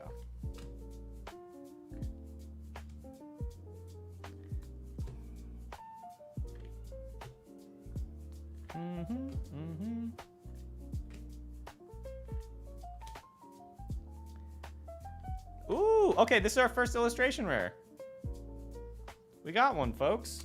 Oh. It's a Snorunt. That, Alicia, would you consider that a cute card? I think it's pretty cute. Okay, cute. Thank you for losing sleep so that you can watch me open Pokemon packs. Not a bad start, honestly. Not a bad start.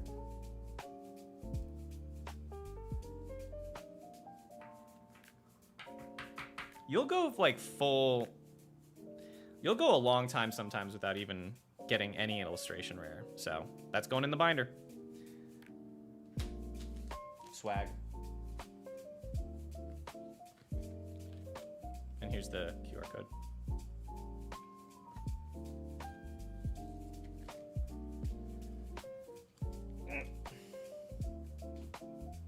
Okay. Pack 2. Jeremy, it was a pleasure, man.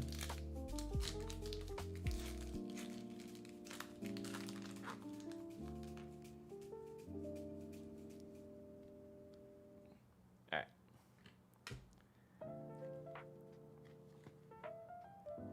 Wow, this is a little faster.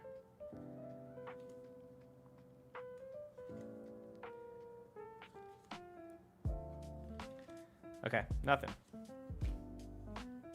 But you do get a QR code though, so.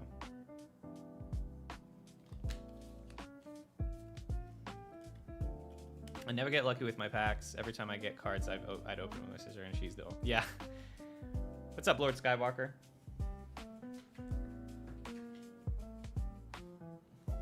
Some people just have all the luck, you know?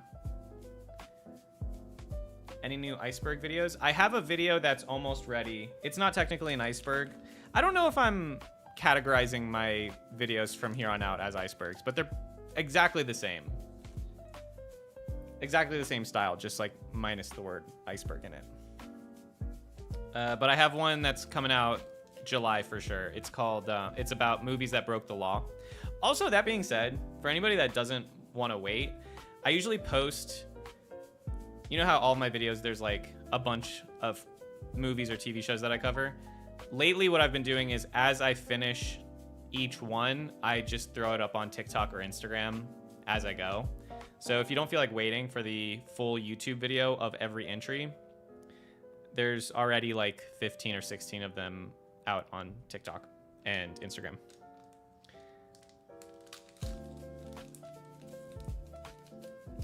But I really like this series. Movies That Broke the Law is such an interesting.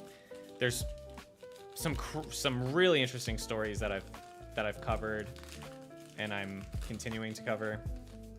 So I'm really happy with how everything's coming out. At the end, they're just informational videos for sure. I think of them as like my YouTube videos are compilations of bite-sized documentaries covering one subject. That's how I see it.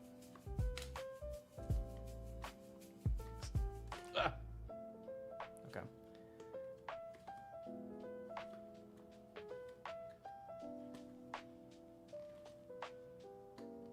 Mimikyu is another great Pokemon. We got a Mewtwo. It's not a full art, but this one's pretty cool. I'll put it in the pile.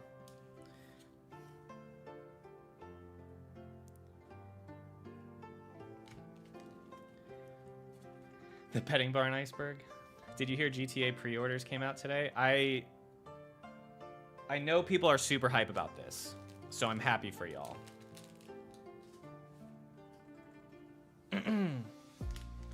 When will we see more live streams, and will they be streamed at the same time as this one?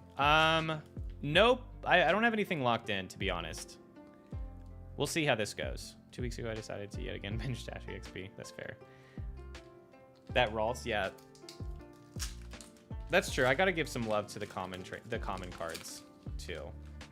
If you're in it for the artwork, some of these are great. Love this guy. Love this guy.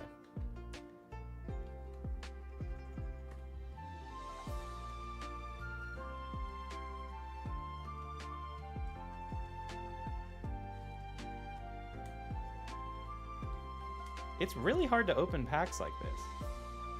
There you go.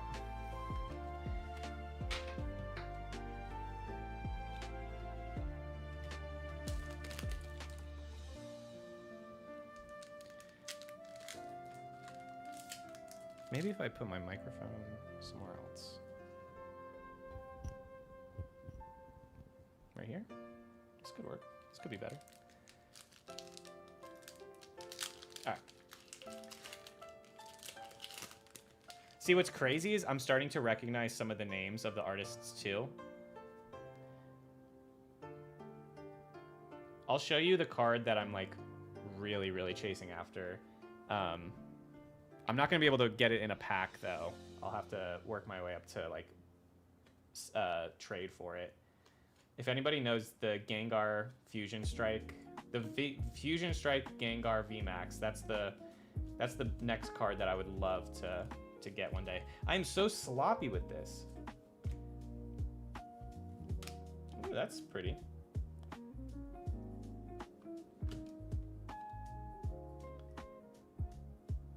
There you go. All right, we're halfway through the poster collection. Just want to inform you that my Twitch has a channel point. Redeem. It plays the entire Betting Barn commercial and people are always saving up to redeem it. Really? Wait, that's awesome. Oh my god. I'm so happy to hear that.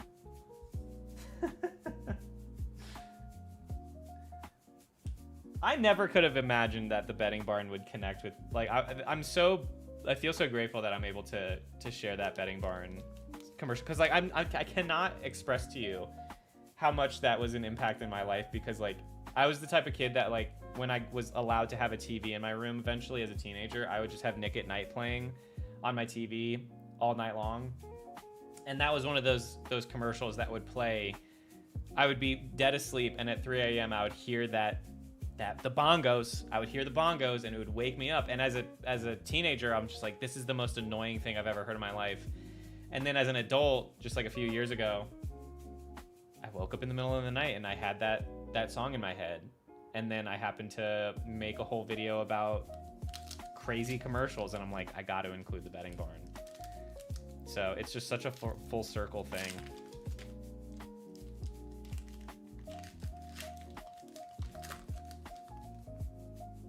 Here's a Charmander. I don't know if Jen's still in here. It's a cute little Charmander.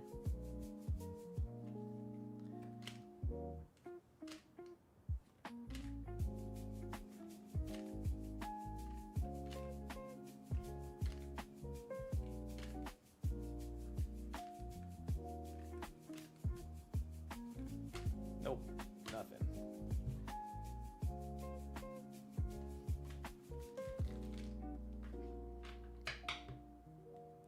It's always a hit. I'm always happy to shout you out when it happens. Thank you. That's really cool.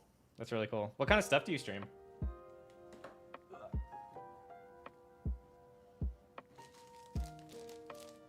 I hope you guys are okay with the pace at which I'm opening packs. Psyduck in every pack. Shout out to Psyduck, though. What was your favorite Dashie video to be in? This is kind of like the favorite movie thing. I don't know. I don't know. A lot to choose from. A lot of good options. A lot of good times. I wonder what the owners think of the effect of their brand. I don't know if they ever even... Do they even know about my video? Like, do they know... Do they see their YouTube comments? I don't even think that's their YouTube channel. I think somebody else uploaded it. So they probably have no idea that we all love their commercial so much. It's like those discount prices. Mostly gaming and Goofy React stuff. Cool.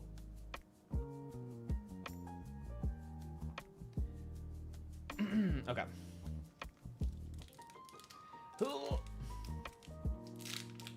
What's up, Gabby? I'm late.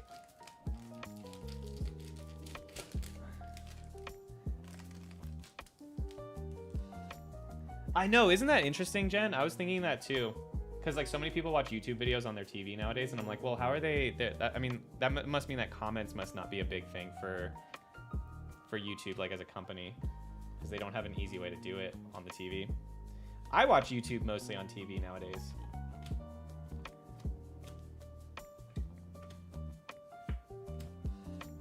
That's a cute one. That's a cute one.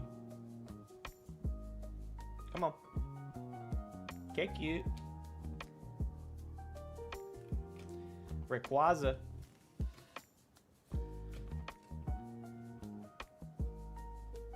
Man, our first pack we had an illustration rare, and so far the rest have been nada. Right? Yeah, basically.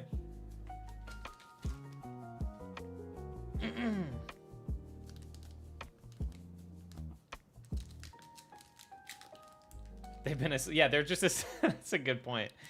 They haven't seen the comments because they're asleep. I can't continue streaming. Please stream again soon. I will. I will. Thank you so much for coming in. Have a good night.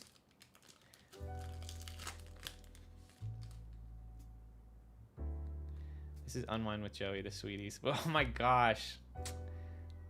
I was so grateful that I was able to chat with them in between the two videos that I covered them. By the way, wait, I gotta tell you guys about Glendora. If you remember Glendora from the Public Access series, we're pals now. Oh wait, that's cute. Totodile.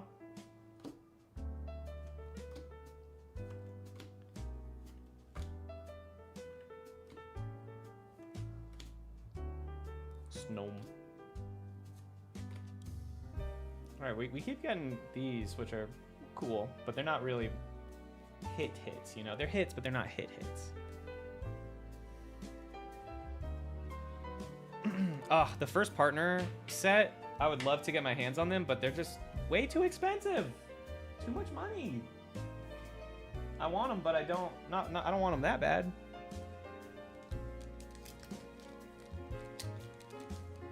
I was sleeping and barely have my phone on me. I'm with you. I'm with you. That's my preferred YouTube watching experience as well. Still have to watch your interview with her. Yeah, I could tell you about that too. She's so nice. She calls me like, she calls me out of the blue a lot. She'll just be like, she just asks me about my life, and I'm like, I'm just so grateful that I'm friends with her. She's so cool. And that's just like the magic of like, just like making a video, celebrating all of these really fascinating people, and now a handful of them. Like I was pen pals over email with a couple of them for a while. Like, it's just so cool. I'm very grateful for what I do and the people that it's brought into my life. Shout out to Glendora.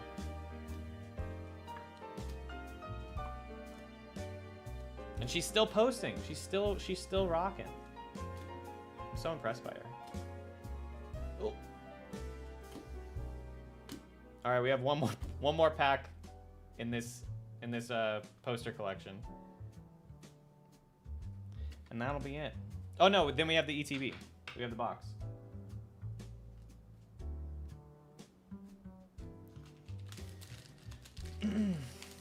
How much are people selling them for you? Selling them for a lot.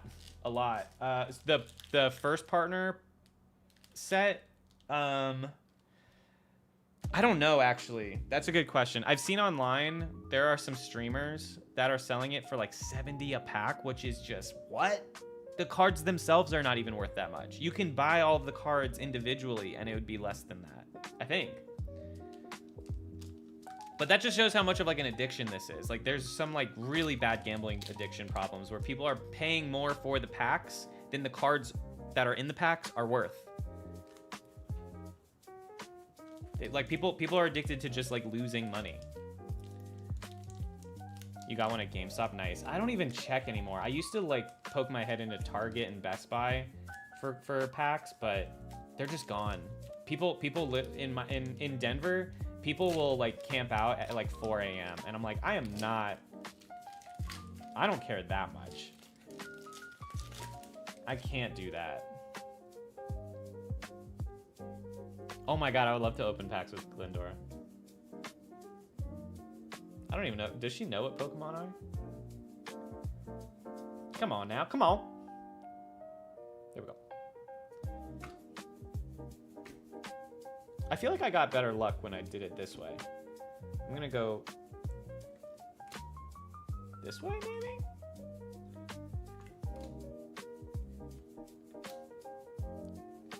Okay, I'm putting that card aside for a second because I gotta say this. All right. That was pretty cool. This is the stupidest Pokemon in the entire universe. They made a Pokemon phone. It's a phone. It's a smartphone, right? That's what Rotom is, right? Actually, I don't know if this is the phone Pokemon. But there's a Pokemon that's just a phone, a smartphone.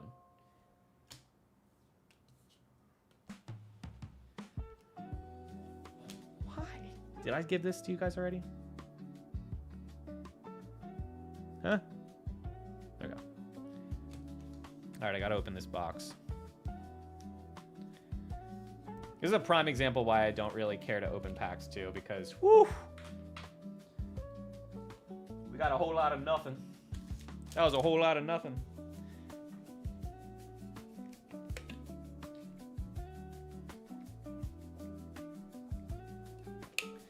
Goes into all sorts of electronics.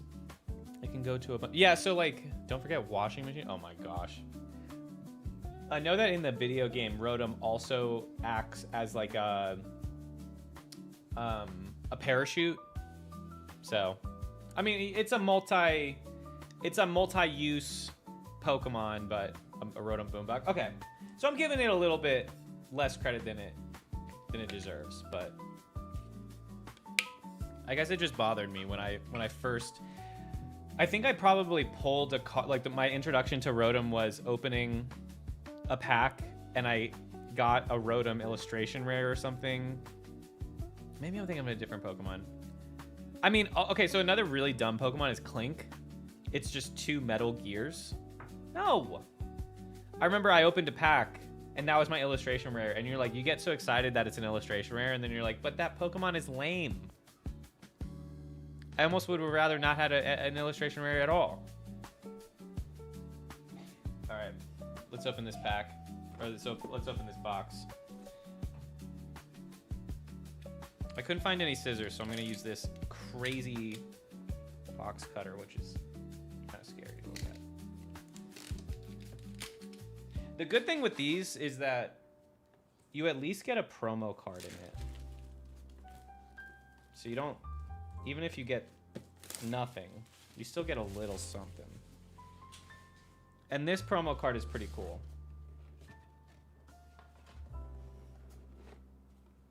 But again, so much plastic. Look at all this plastic.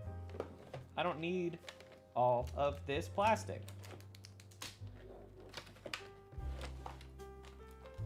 So this is the promo card. I love it. It's actually truly one of my favorite cards that's come out in a while because it kind of fits my vibe that I was talking about before, about just like really big Pokemon that tower over humans. Just have like really big scale captured in the card. So I love Rotom Dex. Okay, you know what? I'm glad you guys. So I'm so glad that you guys are telling me about why you appreciate these Pokemon that I'm not appreciating. It goes back to the whole thing of like, I'm not saying that Rotom is your favorite Pokemon, but it goes back to the saying about like how every Pokemon is someone's favorite Pokemon. Everybody, there's always somebody that will appreciate the Pokemon, even if it's not you. Because it's not me. It's not gonna be me. I'm glad it's you guys.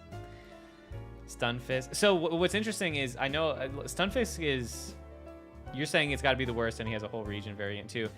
I have no interest in Stunfisk at all, and yet I saw a video of someone at a card show, and the vendor was recording, and someone came up and they're like, I have a binder full of Stunfisk. Cool. I kind of love it. All right, these are the last packs. And we get this cool little coin that I probably won't even keep. And you get this cool plastic that I'm just gonna huck on the roof. All right.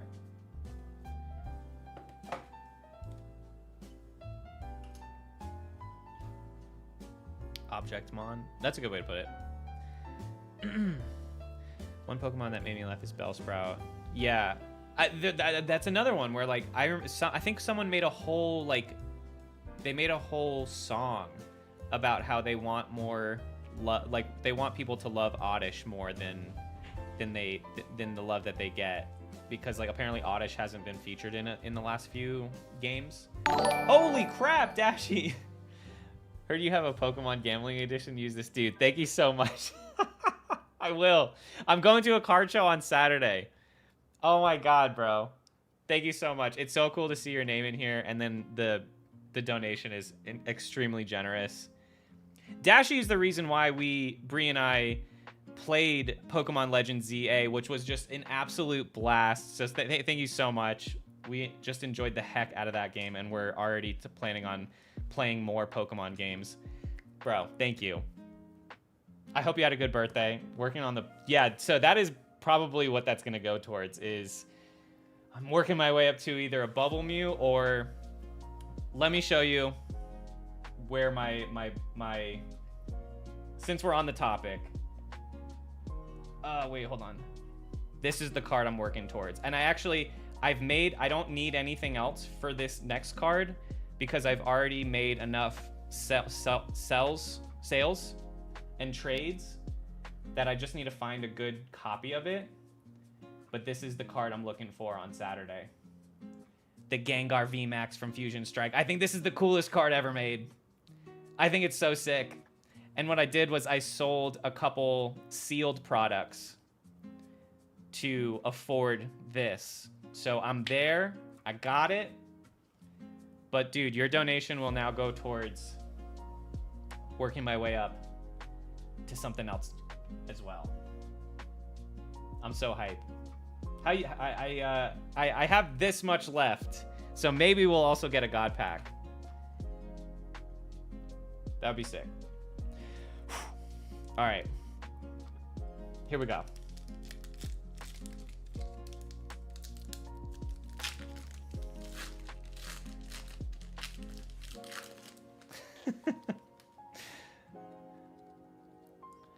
Dashi being such a bad influence on my gambling addiction. It's not a gambling addiction, Mom. Pokemon is a real investment. It's like the stock market. All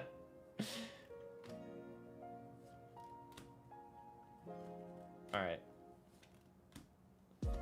Nada again, but that's okay. That's okay. You gotta believe in the heart of the cards. Oh. Yeah, I gotta bring that Yu-Gi-Oh energy into the mix right now. Who up ascending their heroes? Okay.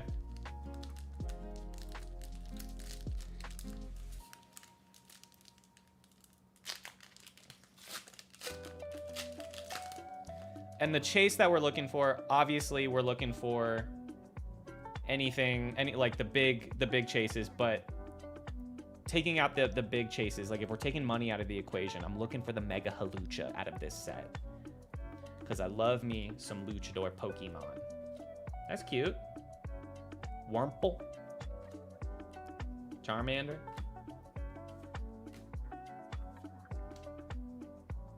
Oh! That's really cute. Our second illustration rare, and it's a cute one. That's 2 cute illustration rares. I like this one. I love the illustration. I love the artwork. It's very pretty. That's a really nice card. Oh yeah, I'll show you my haul. It's a huge one that we're going to. So there's like a weekly card show that I'll sometimes hit up in a neighboring city. But this one is like, they host it like 4 or 5 times a year. It's called the Denver Card Show. And there's apparently like 500 vendors.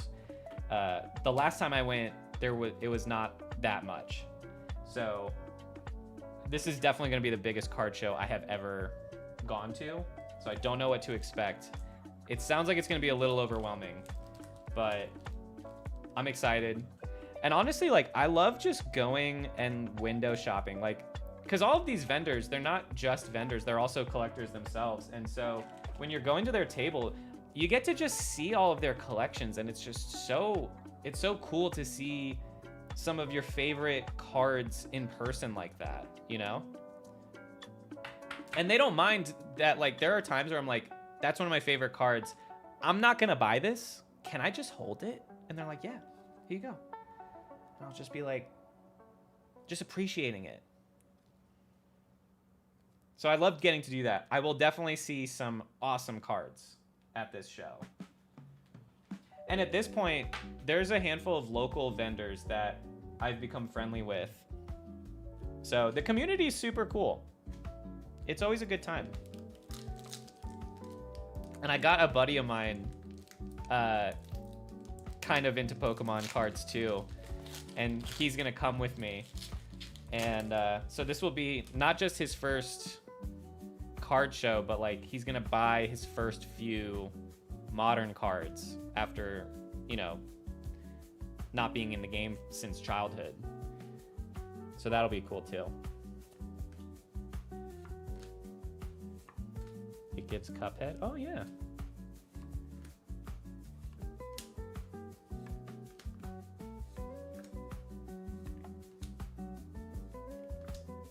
All right. Here we go. There we go. Did you ever see the Lucha Libre show that Pokemon sponsored? No, tell me more. The face and heel had Halucha and Machamp get-ups and masks respectively. Yo, I did not know about this. Machamp should definitely get into my binder. Because for those that weren't here, I'm making one page in my binder specifically dedicated to luchadors. So like Halucha, I showed off the Pikachu Libre that I just picked up. I'm going to throw in Rey Mysterio. So, like, it's not just going to be Pokemon, but also, like, actual wrestlers. But Machamp should definitely be in the mix. I don't know if he's technically considered a luchador, but he's a wrestler. Primeape as well, right? I don't want to get too... Like, I really want it to be hyper-specific to luchadors.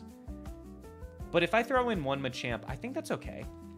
Especially if they're in a Lucha Libre show together. It's free on YouTube. Done. I will be watching that. Thank you for the suggestion. Here we go. We got another Psyduck, folks. Honestly, I like Psyduck. I think Psyduck is a great character. And it's so awesome that Psyduck is basically the main characters in his own show. I also really like Meryl. With Pokemon Concierge, Stunfisk. Shout out Stunfisk. This is someone's favorite Pokemon. Damn, look at her. Who is this diva? Who is this diva?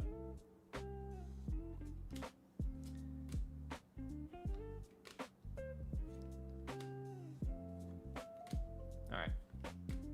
Nothing again, but that's okay. I'm having a good time. I hope you guys are too. I am glad I did this. We still have more, so we still might get something, but even if we don't, I'm glad I did this.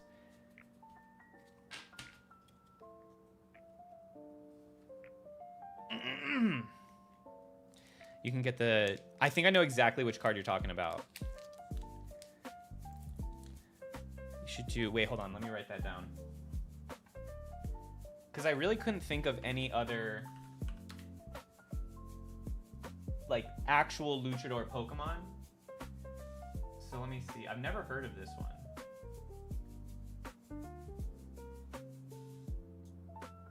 You know what? I see what you're seeing. Let me show y'all.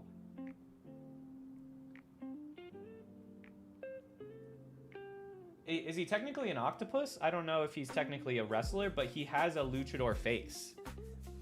A wrestler with a mask pattern on his face. I think I'm gonna add that to the mix. I think that's a solid suggestion. Okay.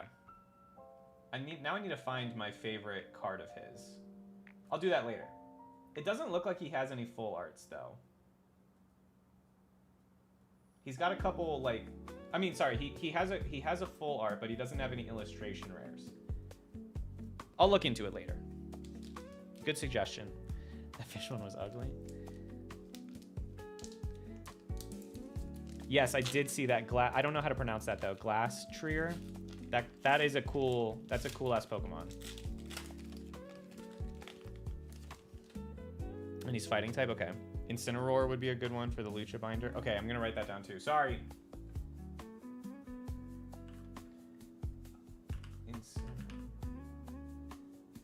I don't think that's how you pronounce it or how to spell it. It is. Okay. I'm just adding them to my wish list, and then I'll actually look at them later on. But I appreciate these suggestions. You're right. He is a good fit. Oh my god. See, I had this whole thought that I'm like, oh, I'm going to have to make every card Hawlucha, and then I'll just put the Pikachu Libre in the middle. But, like, there's enough Pokemon that I can basically make every card in that page a different Pokemon.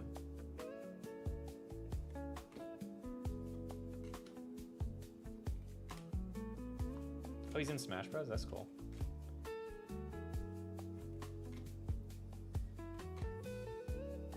Oh! Oh my god! This is actually a really good card. Yo! Yo! Oh my god, this one's a beautiful card. Check it out, y'all. Not my face. There we go. I like it. I'm happy. I'm happy. Is this technically an SIR? I think it is. I think this is not just an illustration rare like the other ones that we've seen. This is a special illustration rare. And the way that you can tell, let me sleeve this up real quick before I explain. Oh, this is an awesome card. I'm so happy.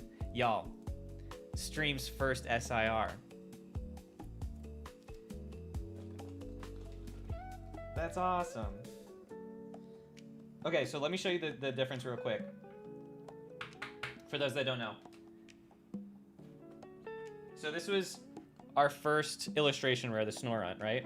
If you look at the bottom right here, it has 1 gold star. That means illustration rare. And you can also, like, look at the texture of it too.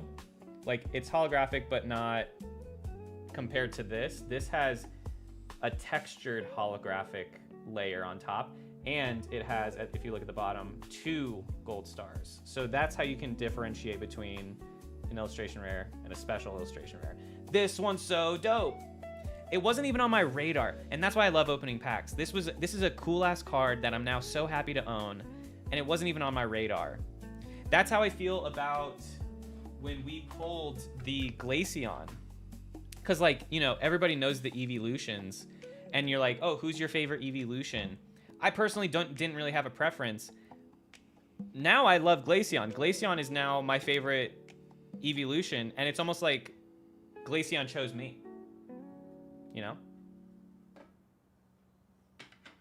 Fun.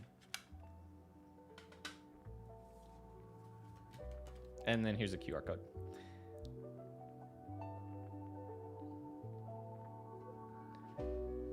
The cards are betting right. Y'all are obsessed.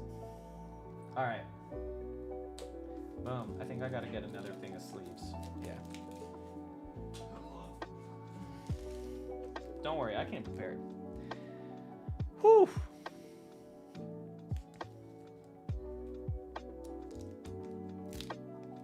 They're both awesome. Absolutely. Absolutely. But the SIRs are more rare. That's what I'm saying. The Masked Royal Full Art. Maybe it's Professor. Wait, what? Hold on, let me look that up. Is there a card for that? Is that a real thing? If it is, I would be down. The Masked Royal Professor. Oops, I spelled that wrong.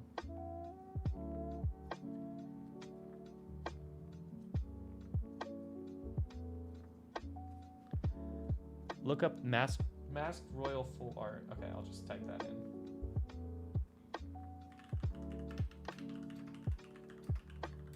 And you're giving me more cards to look for at the card show. It's not coming up. So I'm just gonna write it down somewhere so I don't forget it. Where can I write that down? I'm gonna write it in my notes app.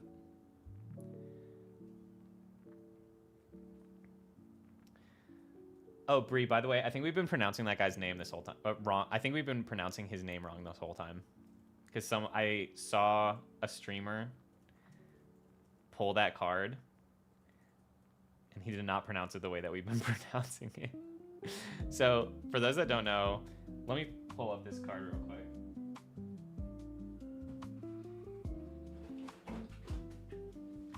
Bree and I have decided our favorite trainer is... I'm not gonna say his name because I don't wanna... We love this guy. Just because I keep pulling his card, and now what we're doing is like, cause I have duplicates of this now, and so I wanted to give Bree one of them, just for fun, but she don't want them, or she didn't want them, and then, so she was like, she kept giving it back to me, but then I kept giving it back to her, and now we've just been hiding his card throughout the house for the other person to find. We've been calling him Giacomo. Apparently, it's Giacomo. Been calling him the wrong... Yeah, it's Giacomo. We've been calling him Giacomo. I like Giacomo.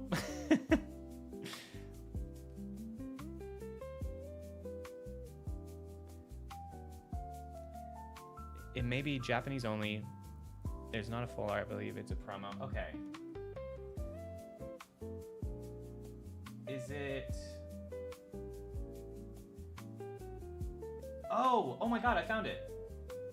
Well, here's what's weird. It doesn't even have a price.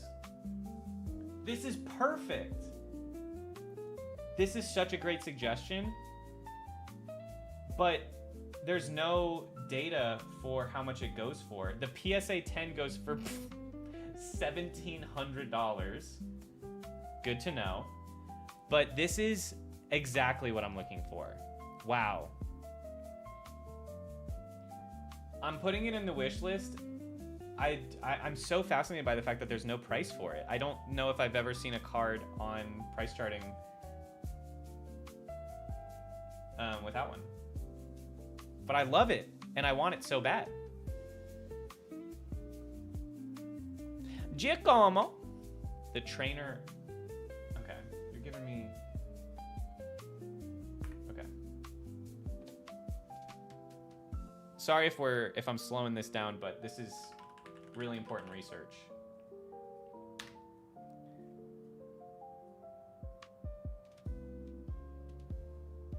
Okay, that's also not coming up, but I would look for it.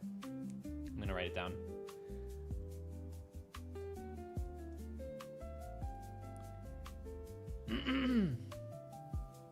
You don't think that's right either? Wait, is everybody pronouncing it wrong?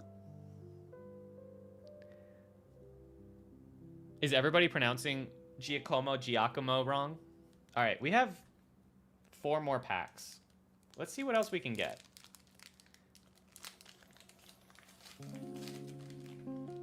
Yeah, we made him Italian.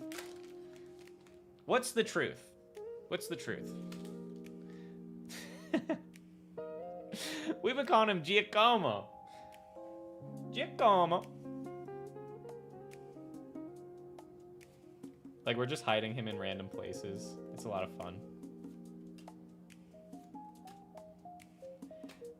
As far as I know, I was the last one to hide it. So Bree still needs to find Giacomo. Little Dragonite, Mega Dragonite EX.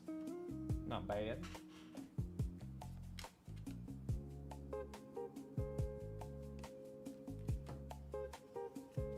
Oh wait, I got Pokemon cards everywhere. Hold on.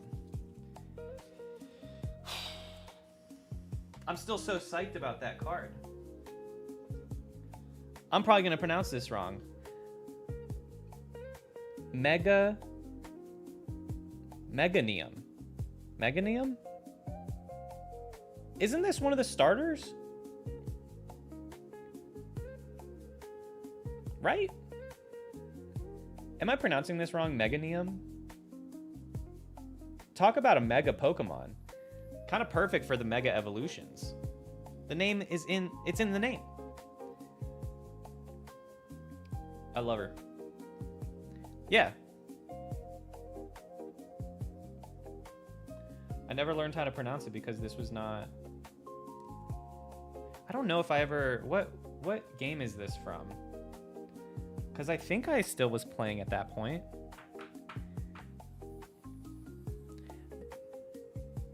Meganium. Meganium? Yeah. Meganium. I mispronounce everything, man. Every video that I drop, someone was just like, bro, you pronounced that wrong. I'm like, I don't know.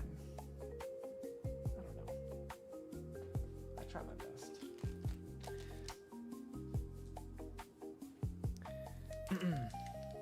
Why you keep disappearing on us? I'm not disappearing. I'm around.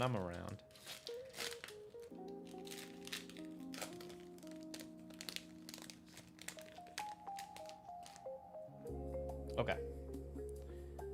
Thanks for still being loyal, though. Oh.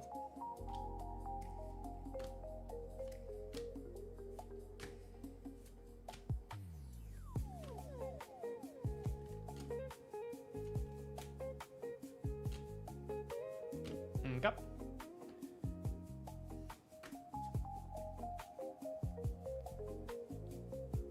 From Team Star.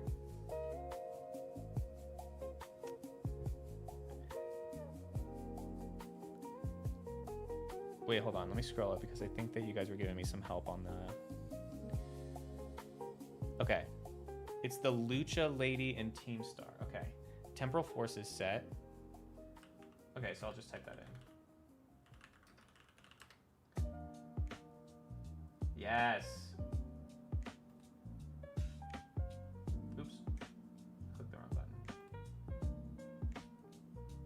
Yep. Going in the binder. Great suggestion once again. I love having these more affordable cards to hunt for this card show. This is $17. I can do that.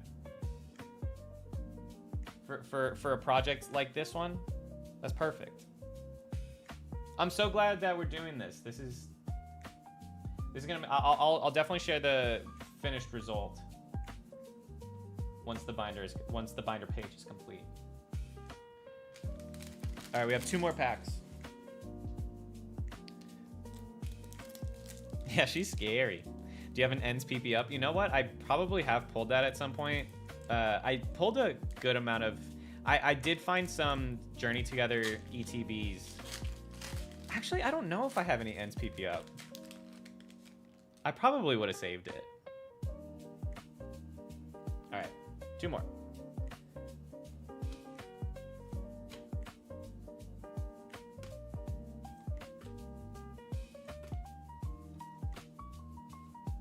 Weevil. All right. 1 more pack.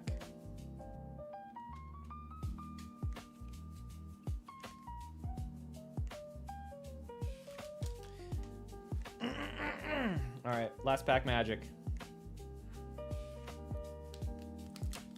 But no matter what, we did it, folks.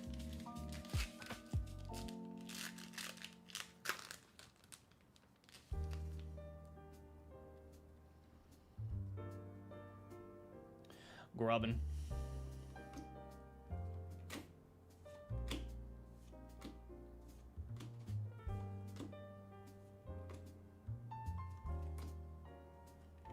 Ugh. To end on a Tapu Koko is... that stings. It stings.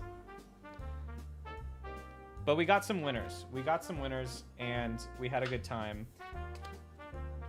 So this is the haul.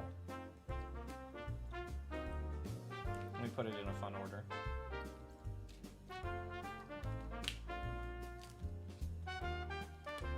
So here are the EXs that we got. So not the full arts, but still pretty cool. And if you play the game, these are apparently pretty good. I don't play the game though. So we got this promo, which is honestly like one of my favorite cards that have come out in the last year or so. It's awesome. And you don't even need to pull it. It's just a promo card. This is also a promo card from the poster collection that we pulled, which is just a nice, really fun, dynamic card. And then we pulled the Snorunt, which is a cute little card. Eat jelly. And then I love this artwork from the Beautyfly. This is really pretty.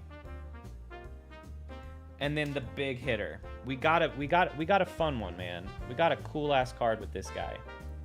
Really happy with that. The real packs of the friends we made along the way. Absolutely. Absolutely. That was fun.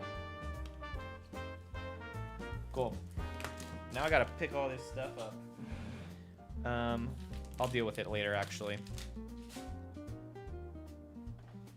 I'm just gonna throw it on the ground. Here's the... Oh wait, no, where is it? There it is. And here's a card that I got off of eBay to go into the Luchador page. And then here's another one I bought. It was $2. Yamper. I bought this one because I really like his evolution, Bolthound. I think that's such an underrated Pokemon. So, and Bolthound doesn't really have any illustration rares. He's got a couple full arts, and I have one of them, but I figured I would get his, the little guy. So, okay, so here's my question. Do you guys want to see me crack 2 of these slabs, or do you want to just like hang out and play some chess for a little bit before we end the stream? Wait, that's so funny. I have one card over here that I forgot to pick up, and it was a Fan Rotom. I'm not That's not a Pokemon. That's not a Pokemon. Wait, did I just read that? Wait, that Yamper would be perfect for your betting barn page. Oh my god, that's actually a great idea. Wait, how do we do that? Pokemon, an entire page of Pokemon that are like laying down. No, that's too similar to what the other guy was doing with like sleeping Pokemon, but it's close. It all goes back to Rotom. There's something there. There's something there that we can do with the betting barn. Like specifically Pokemon that are chilling in a bed. Is there something there? Ow.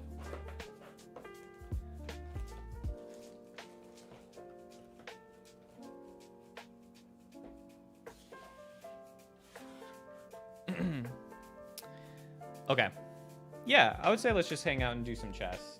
I will crack these, and that's something I do later on. Yeah, that's not really that fun. All right.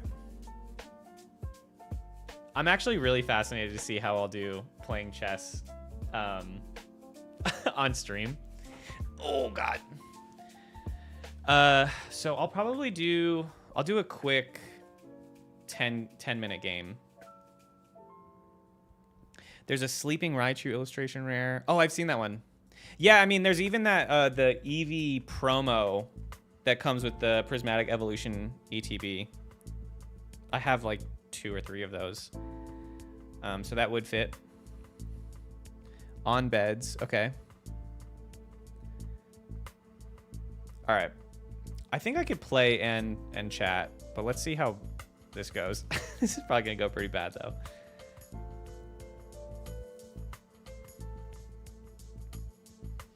All right. I'm a queen's pawn kind of guy.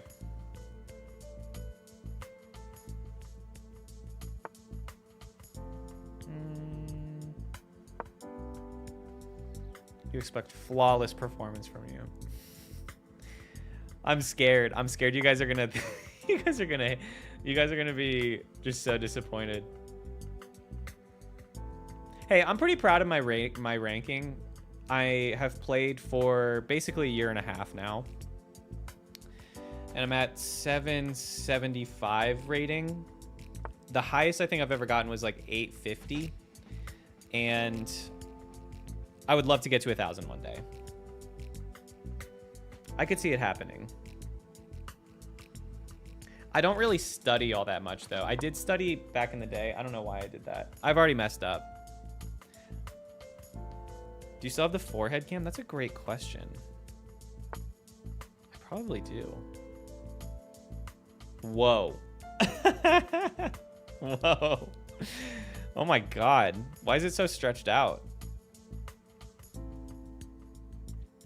You would think with a forehead like that, I would be incredible at chess, and yet, nothing.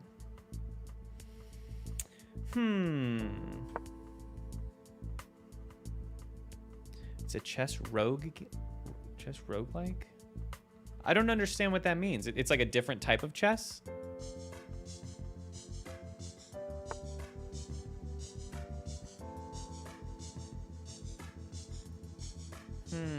This is actually really hard for me to focus, but it's okay. It's okay. I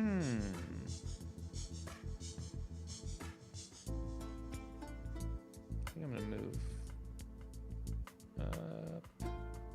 I'll move up. I know that there's only 27 of you in here, but if one of you guys is better at chess than me and you are criticizing every move that I make so far, I feel it. One of you guys is doing that, and I feel it. And all I ask is for you to stop. Where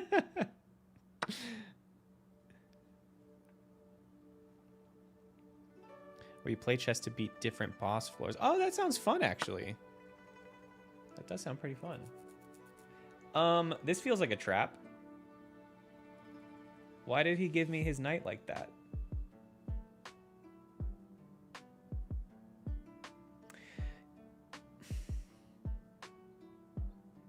You You know what I might do? I might just...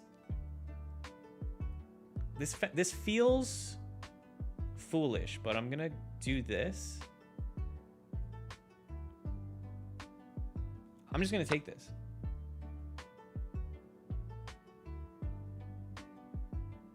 It kind of felt free.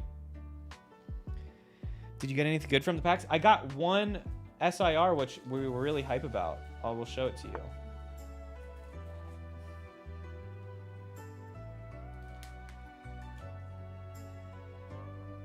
How about that, huh? So I'm taking that as a win. Oh my god! Not my queen.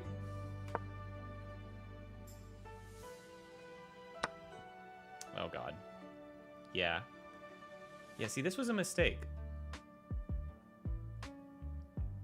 Shouldn't have done that. When I was younger, I was great at chess. See, that's the thing is, like, I wish I got into it when I was younger because, oh my god, I am so screwed.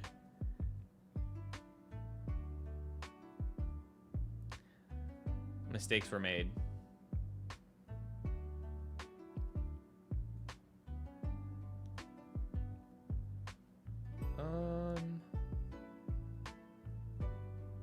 Okay, I think this is what I'm gonna do.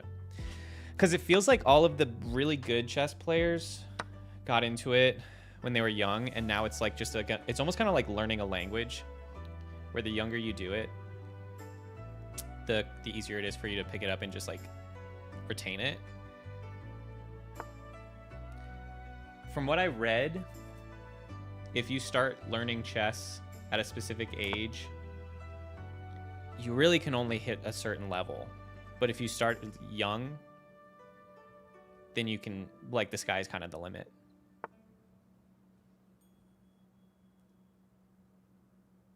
I'm just gonna take this free pawn.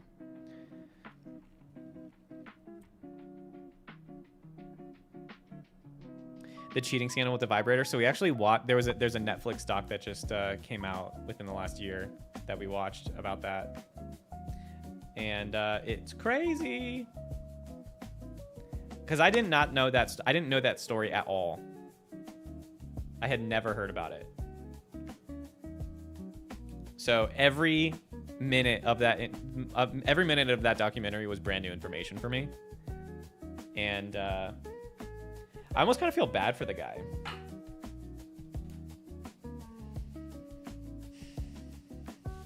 All right, I'm definitely gonna pick up an advantage here. Cool.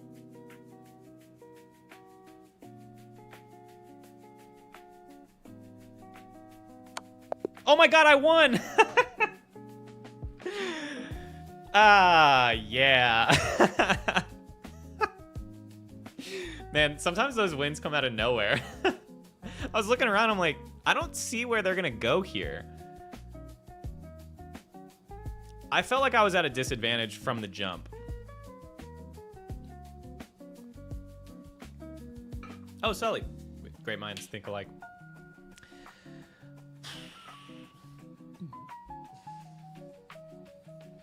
Don't think I've ever played a game of chess. Definitely judging. Sorry. That's fair. So I got into chess a year and a half ago because Trump won the election. Not to bring politics into this, but I'll start a new game. During the presidential race in 2024, I got way too hooked on Twitter just because I was like, this is history in the making. Like, every day we're getting some... Like, this election means so much. So I got really hooked on Twitter, just like updating my feed over and over again for all of the political news. And wait, hold on, I gotta think here. Okay. And then when Trump won, I was just like, oh my god, Twitter is going to be insufferable after this.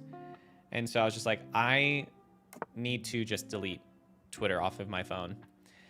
And I did, and then I was just like, wait, but I need something else I know how habits work. Habits, you can't just like remove a habit. You need to replace it with something. And so I got into Tetris. Hold on, I gotta think.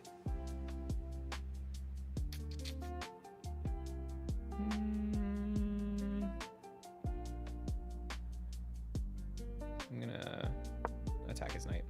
So I got into Tetris, and that lasted me for like a week. And then I was just like, this, I need something else. And I had always been interested in learning chess. And so I was just like, this is a good time for me to do that. And so I basically replaced Twitter with chess. So every time I like had the urge to pick up my phone and scroll, I just played a quick game online. And I ended up growing to really like it. I think chess is such a fun game. And it's especially because there's different, like you could play a 5-minute game, you can play a 10-minute game, you can play a 1-minute game. I even play daily games with a couple people. So like if I'm editing a video and I'm like, I need a break, I need to just like take a break for a couple minutes, I'll just play a quick 5 game, like I'll play a blitz game or a rapid game. I also love the puzzles on here. Chess.com has great puzzles. Twitter is always insufferable. Anyway, from what I hear, I don't use it. At one point, it was nice. Like, when I was in high school, Twitter was fun. It's just different now. It got really weird.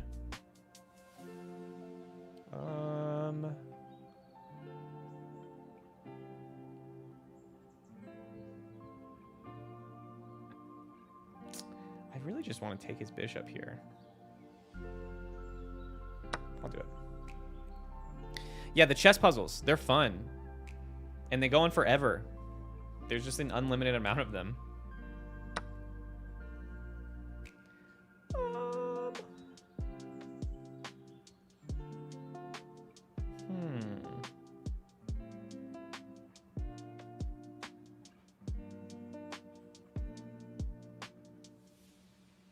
I think if I hold off on going on the knight, I might be able to get him in a fork with it. So I'm just gonna chill for a sec. Yeah, okay, whatever.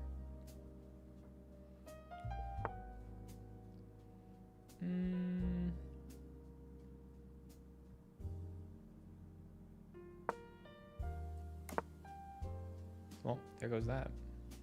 That's okay.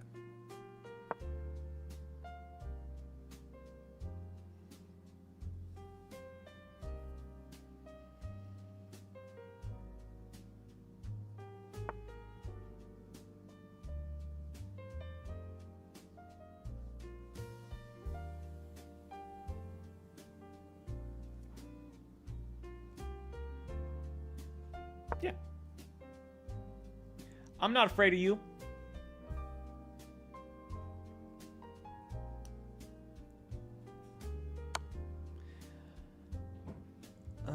Okay. Yeah.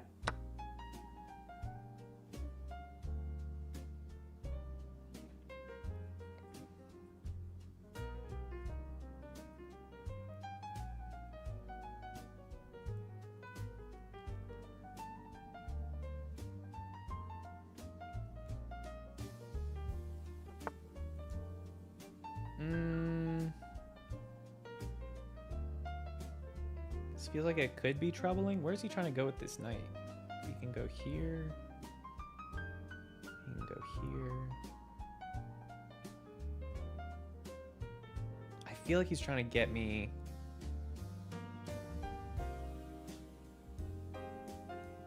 I don't know. I can't tell.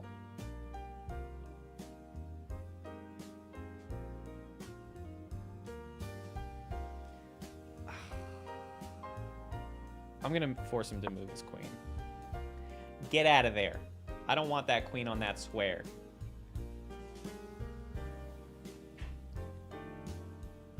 It's become my favorite with the shrine puzzles. Ooh, okay. I was watching Bree play... Not Tears of the Kingdom. The one before that, possibly? So I know what the puzzles you're talking about are.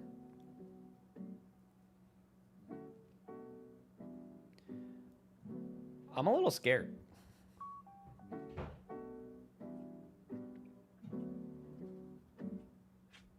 Okay, actually.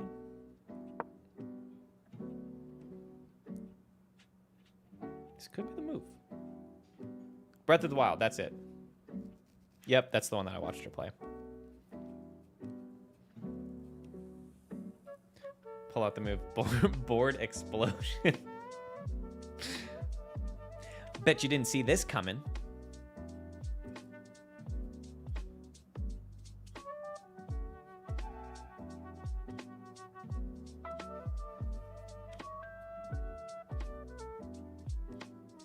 Also, what's really funny, here's a good reason for anybody to learn chess.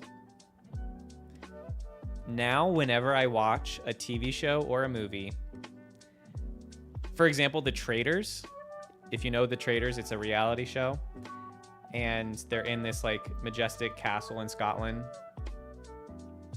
Hold on, let me think.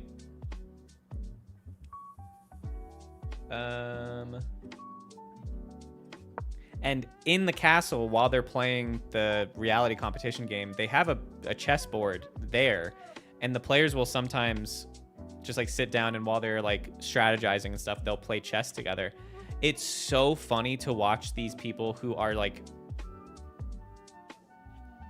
they're trying to play a game of, like, they're playing chess wrong. They're playing chess wrong. That's what I'm trying to say. If you learn chess, if you learn how to play chess, and you just learn the how the game works, when you're watching a movie or a TV show, you can see when people are doing things wrong. And it's just like, it adds kind of an extra joy to the entertainment. A groovy place to lay your pawns, yeah. Have you ever played Spider Solitaire? Yes, I used to play that as a kid. That was a classic game to play on the family computer when the internet was out, which was a lot. I would play Spider Solitaire a lot.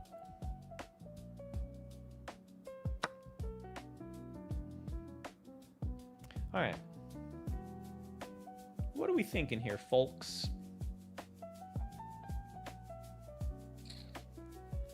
I'm worried about moving my queen because I know right now there's no way that he can fork.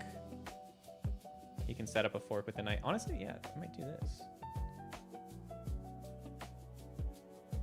I want to move this knight. I want to make him move this knight.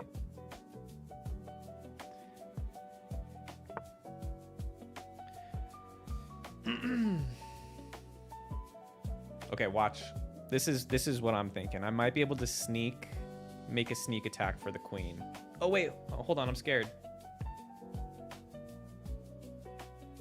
Okay, so right now he could bring the queen down here and check me, but then I can move my king. I think I'm fine. I'm gonna make this move. It's a little risky, but if he doesn't notice, I am currently attacking the queen, so he has to move the queen. Oh my god, he didn't notice. Got him. Game. 2-0, baby. Let's go.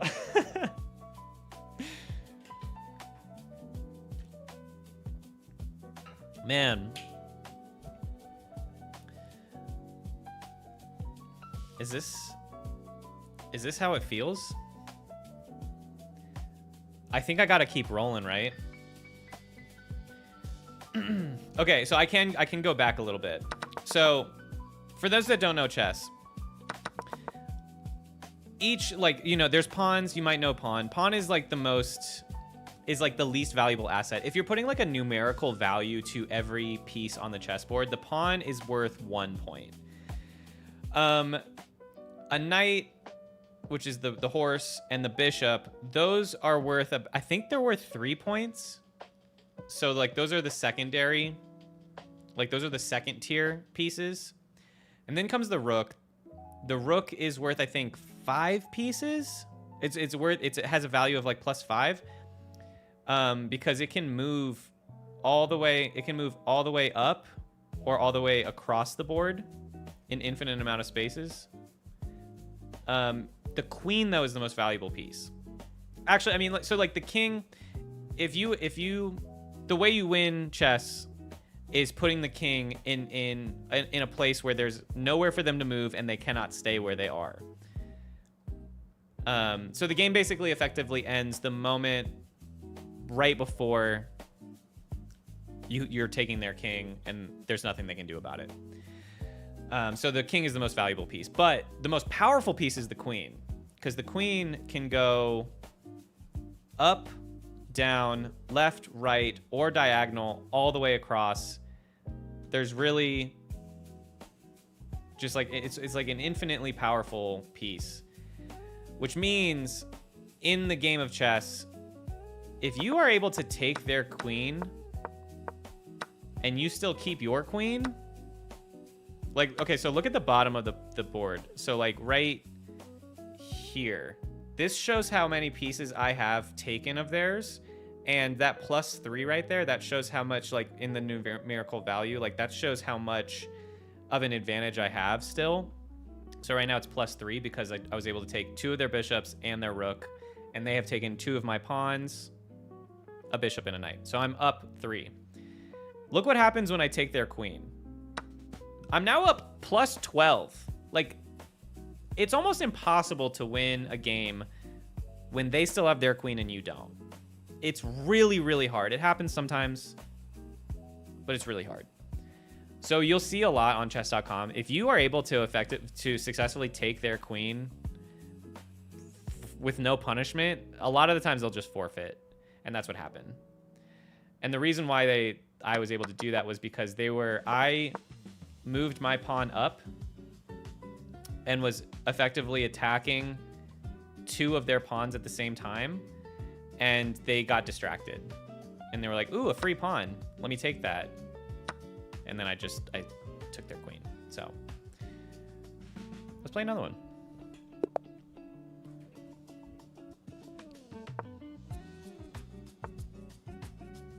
Yo, yo, what up?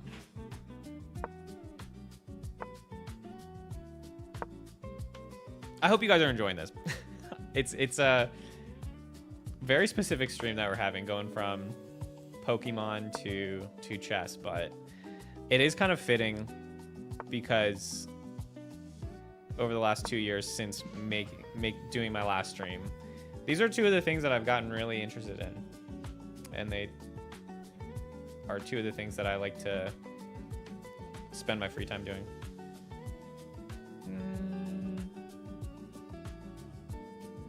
I'm just gonna check their king. So right now their king is under attack, so they cannot keep it there, but you can move another piece to block it, which is what they did with their knight. So I'm actually going to... I'm just going to take their knight. And now they're going to attack. They're going to take my bishop with the pawn. I'm going to do that.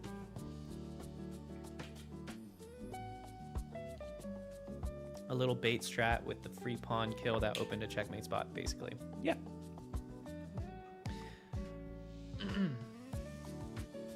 Yeah, because there's so many things that you got to be paying attention to. So if you can attack some of their pieces and they don't really notice that there's another piece that's also being attacked at the same time, that's how you win. Used to go from the map geo. Oh my god, that's true. GeoGuessr era of our streams was pretty wild. Rocket League was fun. Oh my god, Slither was probably the craziest era of our streams, was it not?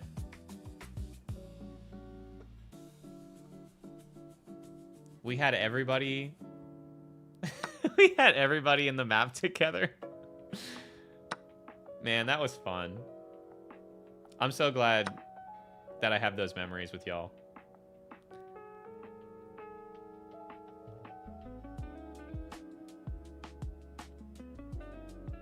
Slither was a blast.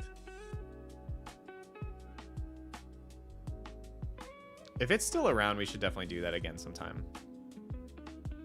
I was a mailman. Oh my gosh. Shout out to Ashley. That was the game she was just begging us to play. And I was just like, yeah, that sounds fun. That sounds fun. And then when we did it, I'm like, so glad that we did it. I'm so glad that we did that. A lot of good memories. For 1 month, in that one September, we were mailmen. Never forget that.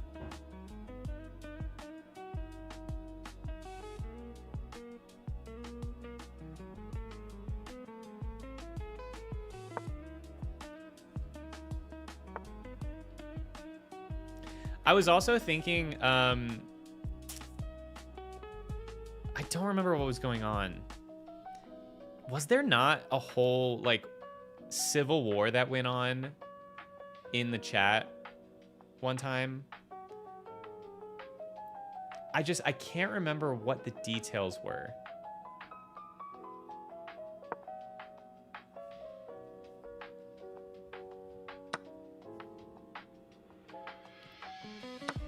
Because like everybody was changing their names and like picking a side.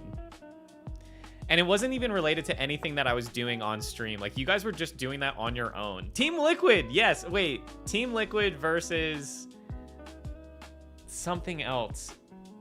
That was wild because I was just doing my thing on stream. Like I was playing a game or something. And you guys just like took over the stream completely. It was so funny.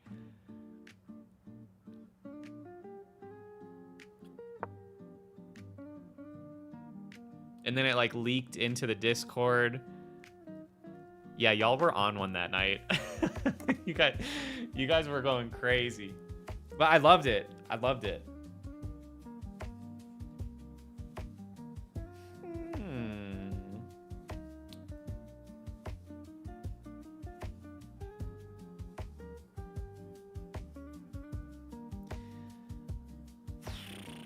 I'm just gonna take this pawn. Liquid versus Solid, is that what that was? The tier list streams were crazy too. Yeah, we didn't do many of the tier list streams, but those were the few that we did were fun.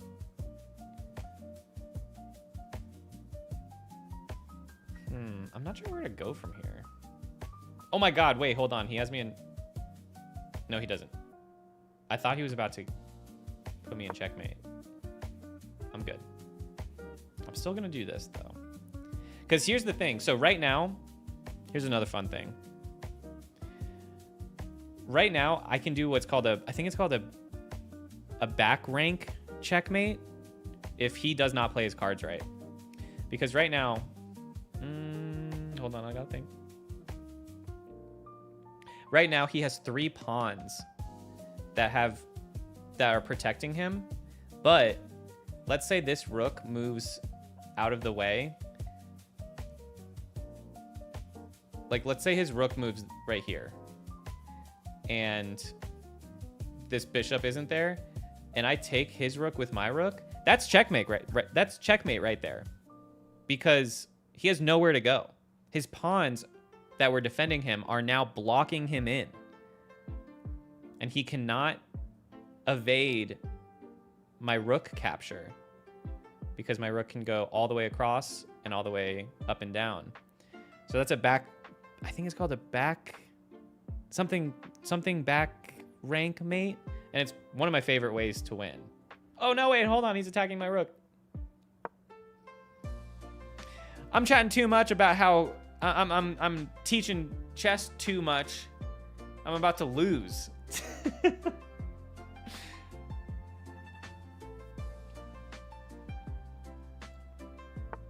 The cereal debates? Wait, refresh my memory on that. That definitely sounds tier listy. Okay, I'm about to do another... Oh my god, wait, hold on. I'm about to move my pawn up. If he takes his pawn if he uses his pawn to take my pawn, we're going to have the exact same situation as last game where I'm just going to slide my rook up, take his queen, bada boom. Let's see if this works. I don't think he's going to do it. There seems to be other stuff going on. And I have another idea that I can possibly checkmate him real quick. Switch ports and hit his on the desk like 3 different times. Speaking of, wait, I gotta tell you guys about this. I just took part in a Wii Sports Olympics, and I won that shit. I won it. So like every round we were playing a different game. So like round 1, I played against someone in the bracket. We played tennis. Oh God. That seems fine with me.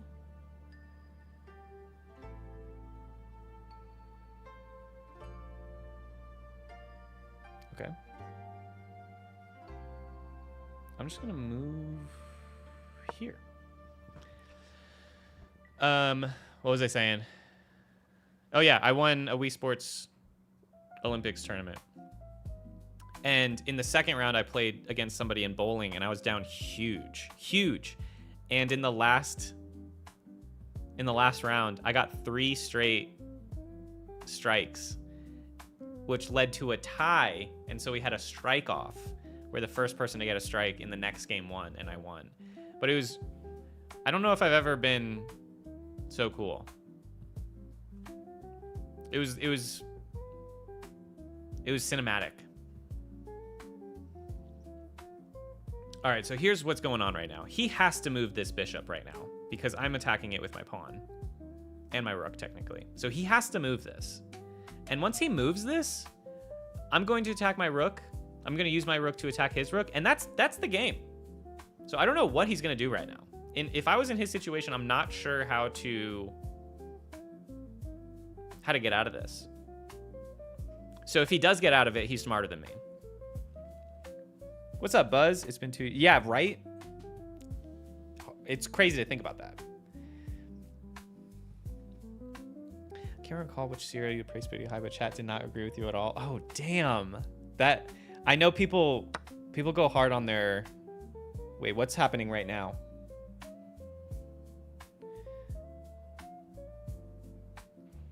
Hold on. Okay, what do I do? So they're currently attacking my rook with their queen, which is fine. Because then I can just slide over and take his queen. Wait, no, yeah, he can't do that, so I'm going here. Duh.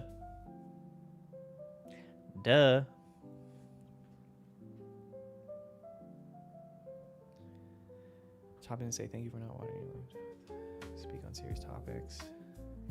My favorite. I appreciate that. I appreciate it. Oh God, I'm scared. What are you doing? Okay. Okay, that's fine.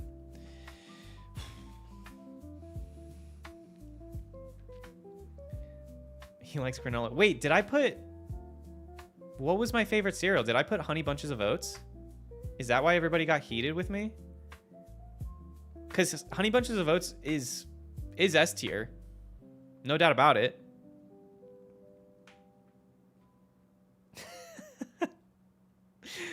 Wait, oh man, I'm so mad that I don't remember that one. I remember... What just happened?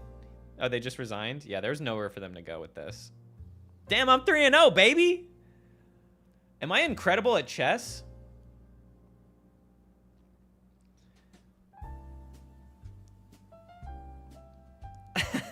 Honey Bunches of Oats is amazing, but also, what are you, an old man? Yeah. Honey Bunches of Oats rocks, man. And I'm sure I mentioned this in the cereal debate, but Just Bunches was, you know, they've done the like, someone was just yelling. They've done the oops all berries thing. Other cereals have done this, but the best one was the Just Bunches, where it was just granola. And you pour your milk in, and all of a sudden you have an amazing cereal.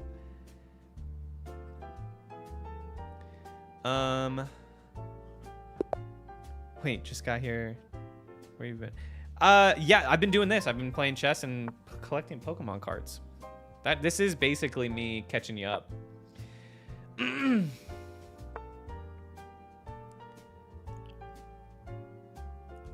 It's true. Cinnamon Toast Crunch is tied with Honey Bunch of votes for me.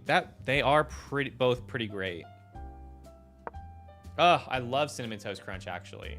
That probably had to go in my S tier too, right? Because the best part about Cinnamon Toast Crunch is the milk at the end, which is basically a horchata. And horchata is my favorite drink. Oh my God, Family Feud. That stream was maybe the hardest laugh that I've ever had. Some of the hardest laughs that I've ever had on stream. Because the computer totally screws you over. The computer is so, like, I remember, what was it? It was Pick Up Milk. The computer was like the number one thing that people voted on for pick up blank. Not pick up sticks, not pick up groceries. It was pick up milk. I lost my shit. I lost my shit. How can you tell me that is the thing that people filled in the blank the most? Pick up milk? Just thinking about that. Yeah, okay, Sully's got it. Sully's got it. I don't remember the prompts, but there were some ridiculous answers on the board. I just remember him screaming milk. Yeah, it was pick up milk. I don't remember the vegetables one, though.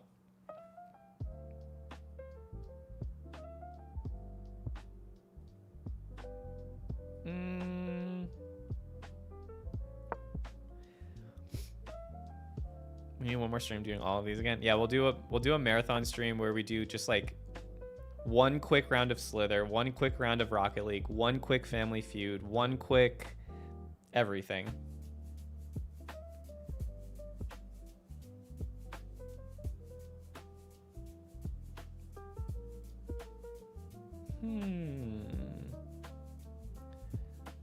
I think I'm just gonna... Am I ready to castle?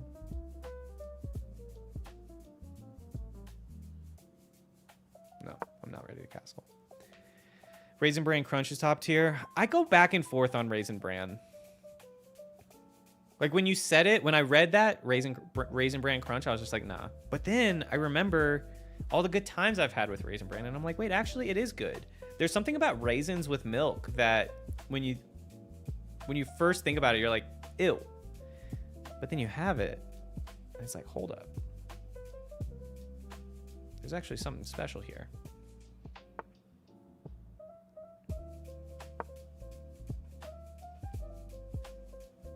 Did you ever complete Cuphead with that? No. Yeah, me and Zach did not finish Cuphead. He might have finished it without me. The last time that we chatted, he mentioned that, though. He was just like, I still get comments from people saying, you and Joey need to finish Cuphead. I'm down whenever he wants to. It's kind of in his court because that was his stream. But I mean, I will go back into the fire with him anytime to make that happen if he wants. I feel so bad though because I'm just so bad at games. I know that there were so many times when we were playing Cuphead where like he could have finished it an hour earlier if he was with someone more competent than me. So you never want to be the weakest link. I was the weakest link by a lot. He was carrying us.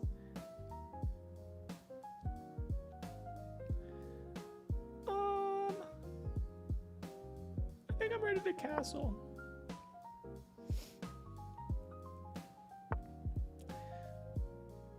That's really giving raw plugs into woman's person. That's exactly how it was. That's exactly how the Family Feud thing was. It's like offensively wrong. So I can make some more cool Photoshop pictures. Oh my god. Those were crazy. Was it you that someone dropped one of the photos in the Discord recently. And they were like, hey, remember this? I'm like, God damn it. It was me with the... I don't know if it was you actually that did the tiny face. But it was same energy. Man, I just looked over at this little guy. This mega guy. So happy with it. So happy with it. I'm so ready for this card show now. I'm bringing this good energy with me.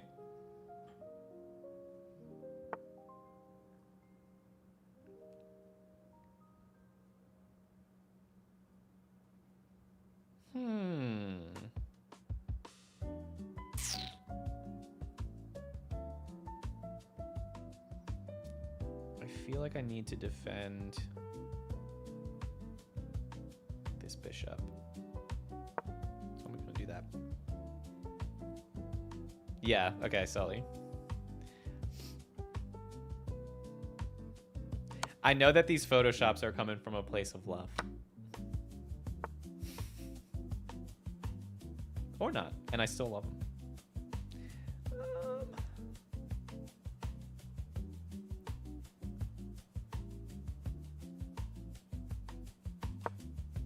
Move here. Is that Rags? What's up, dude? How you been, man?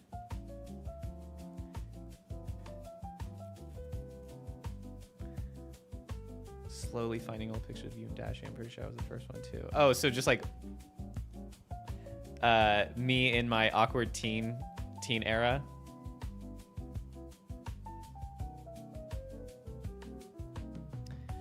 The legendary short stream of Resident Evil. Yeah, I mentioned it before earlier in the stream, but I had to make a mention. I mentioned it in my most recent YouTube video because I was covering a show about people. Basically, it was called Hurl. Oh my God! Wait, hold on.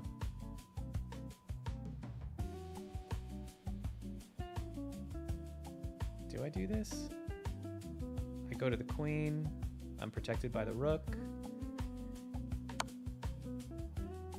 So it's not checkmate, but I have him in a pretty bad spot right now. So if I go here, if he doesn't do something drastic right now, I have checkmate in one.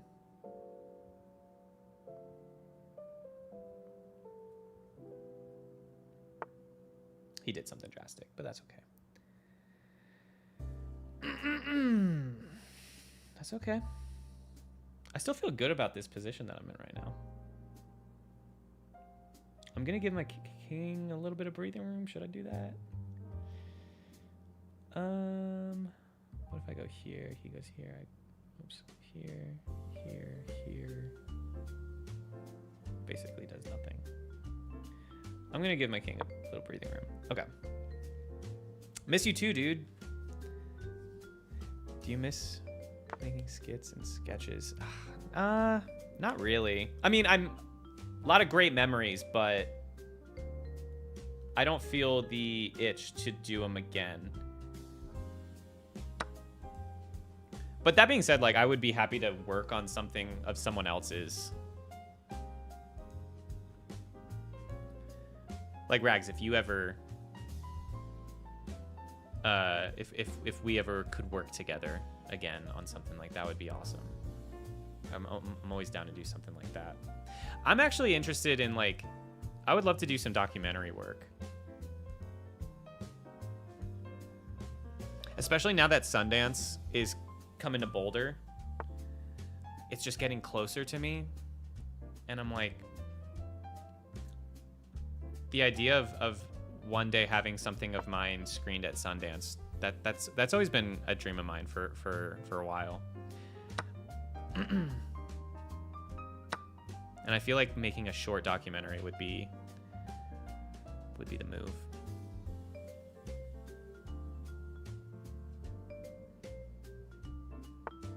The journey of the first Fall Guys crown was legendary. That was legendary. That was legendary. I played Fall Guys for the first time in a long time recently. And I remember, actually, I think I did pretty good. If Bree's not in here anymore, but I think I might have won. Did I win another crown?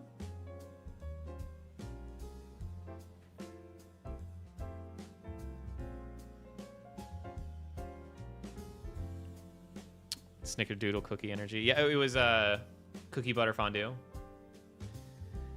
That was our good luck phrase.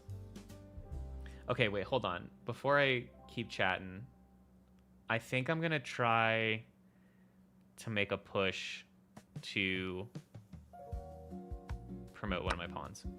So if you don't play chess, pawns, I mentioned before, their value is very small.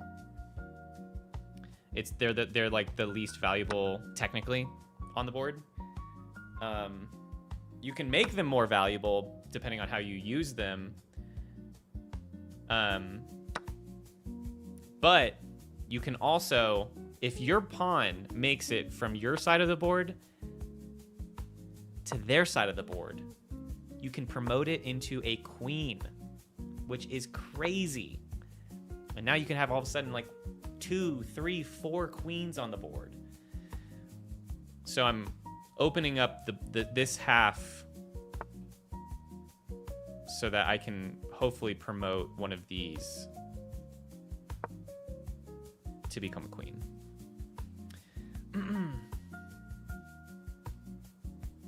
Fall Guys was awesome. That is truly one of my favorite video games I've ever played. I miss it from time to time. What should I do here?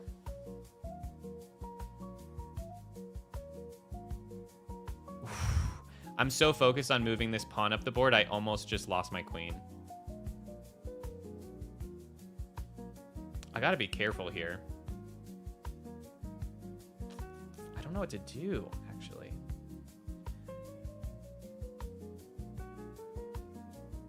Because something tells me... Yeah, okay.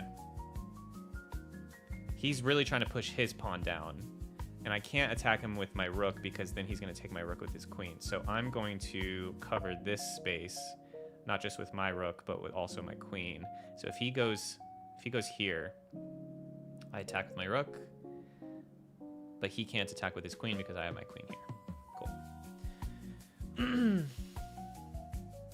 What topics are interesting to you? I have a couple that I would love to do that are just like,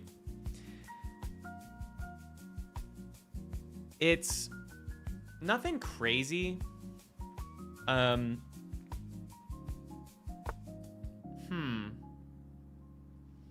So there's this one idea that I've had for a while. I don't know if I've ever mentioned it on stream, but I have a family friend who's really interesting.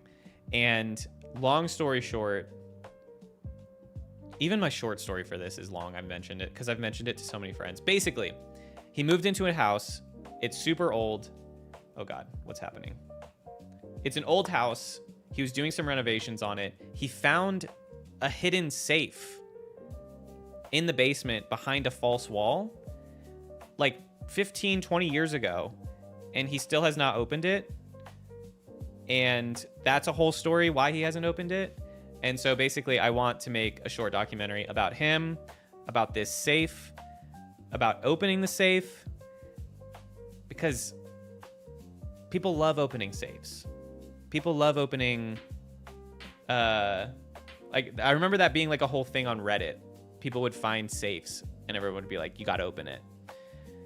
And I think regardless of what happens, regardless of what is inside that safe, I still think it's such an interesting, he's such an interesting person. And you have to be such an interesting person to hold off on, oh my God, I got his queen.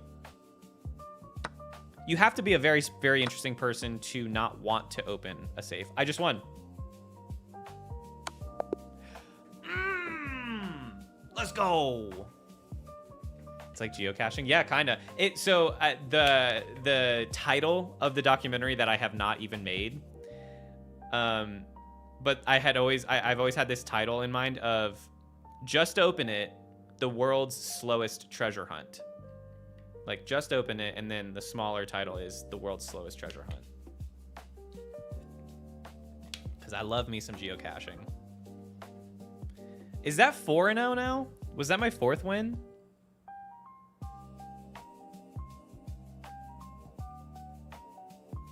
Fall Guys is a game that Joey streamed the most. For sure. Gotta be. How has that person resisted the urge to open that safe? That's what I'm saying. Like, it's such a... Like, how do you not want to open it? Wasn't there... Yeah. The Mystery of Al Capone's Vaults. We covered it in one of my videos back in the day. And that was a major letdown. So I'm sure mine will be too. Yeah, there was literally nothing in there. Like, there was just, like, empty bottles of beer.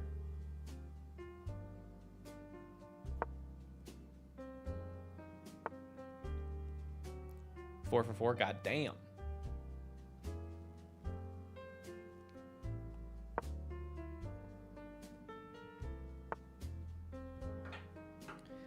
I think I'm gonna let him take that pawn. Or, no, yeah, I will. Okay. The why of it is an interesting angle for you, though. Yeah, absolutely. And my thought process is, I don't know how much more I want to share of this. It's not, I've been sitting on this idea since the pandemic, which is frustrating. I've wanted to make this short film since before I came back to YouTube.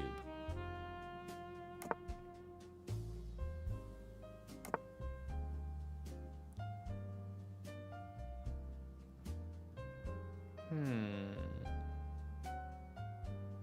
not sure where I want to go.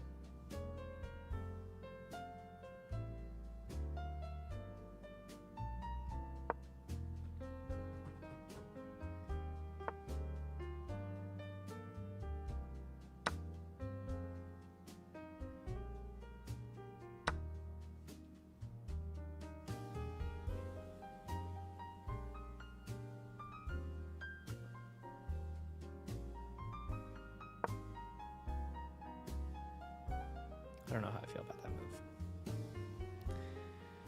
move. Damn, we're going on. We're over 3 hours on this stream. I might call it soon. I feel satisfied with this stream. I feel like I had a great time. But if I keep winning, you kind of have to keep going, right? My bag.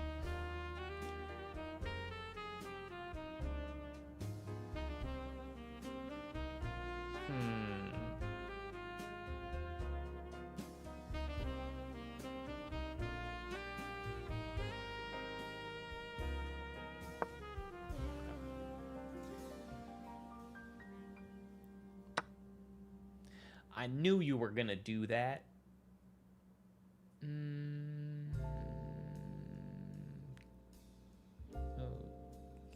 Okay.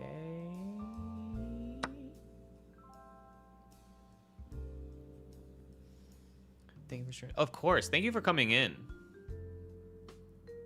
I've been looking forward to this for a while. I'm sorry it took so long to do.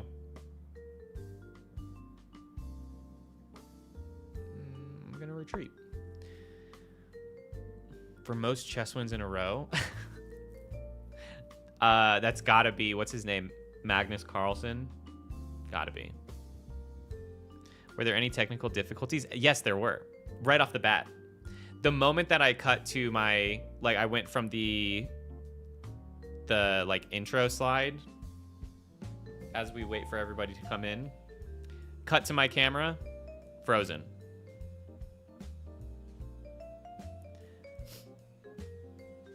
So like 5 minutes into the actual stream, but 0.1 seconds into me being on camera.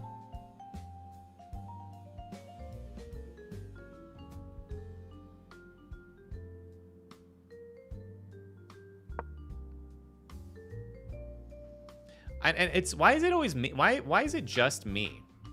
I feel like there's something wrong with my, whatever is like plugging my camera into my computer.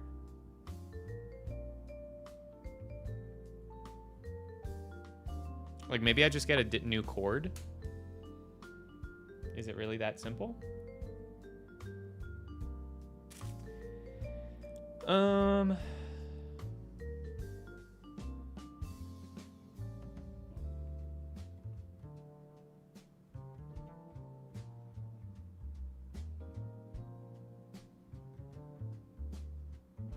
Man, there's nowhere for me to put this knight.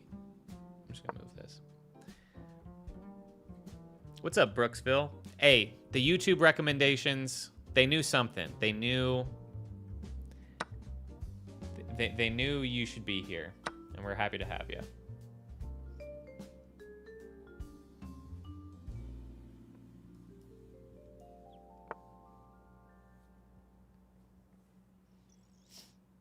I really want that bishop. That bishop.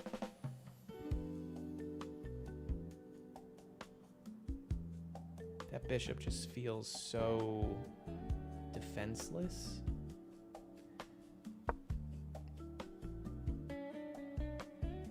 So here's what I'm gonna do. Yep. Okay. Let me cook.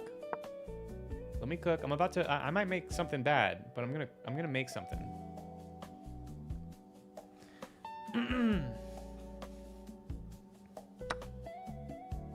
Okay.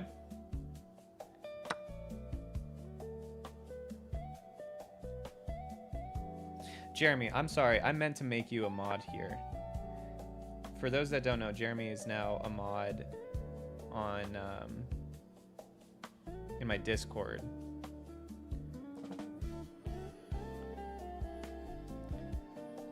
And he should be a mod on here as well.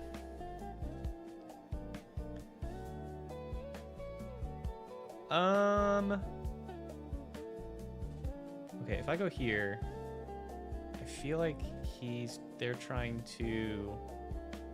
No, yeah, you can't go there. That's what I'm doing. Yeah. Okay, so it was a fair trade. Nothing crazy. Oh, but then I can take this.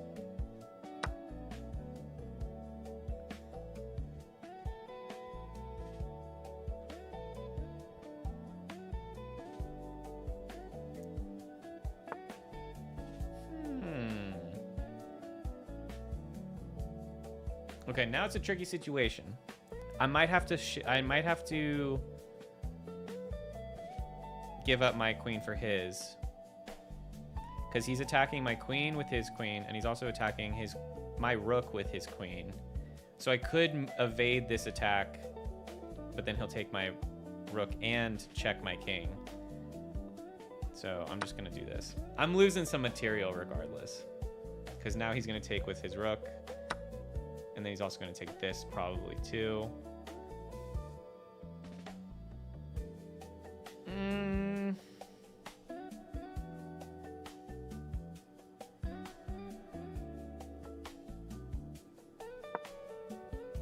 We'll see. Yeah, I thought he was going to do that. I'm scared.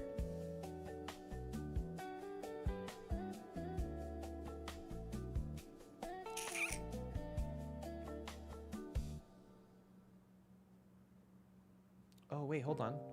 Let me cook. I'm moving my rook here. He moves his rook here. I take with that. No, I don't want to do that.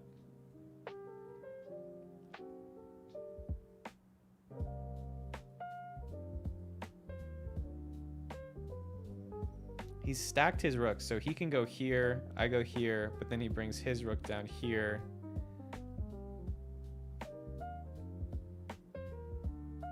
I don't really have anywhere to go, so I'm just gonna...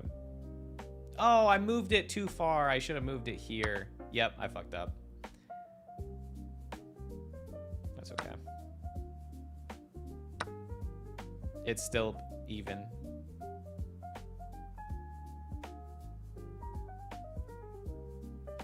I should have moved my rook here so that, yeah. I think that was my first like big mistake that I've made on stream so far.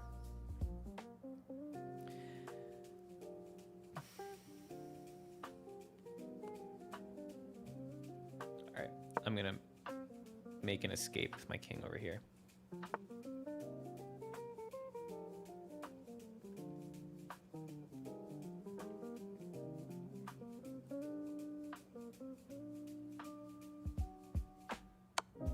gonna put a little pressure on him.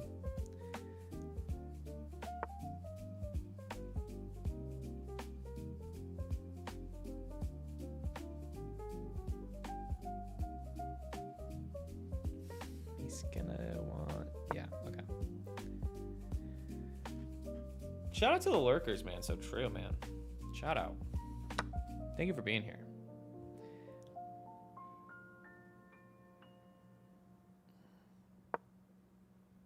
He's gonna just start eating up all my pawns with his rook. Yep. Wait, but I could...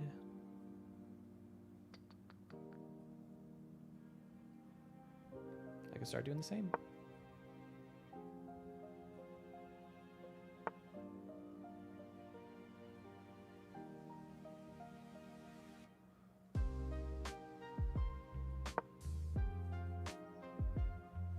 I'm not feeling good about this game. I'm not feeling good about it. I think I'm going to have my first loss on stream.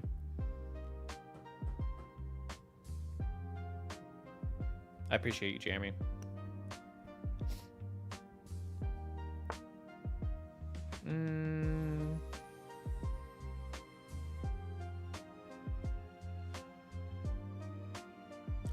Oh, boy.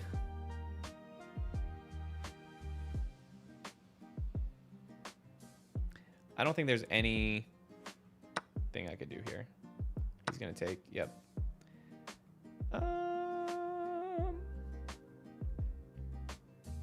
I gotta start getting my king ready for an apocalypse.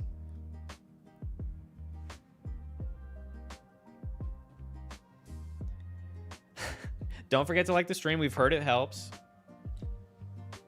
You know what the sad thing is? I think we've basically confirmed that it doesn't. Because I know that YouTube has spoken about how the only metrics they really care about are watch time, click-through rate, and watch time.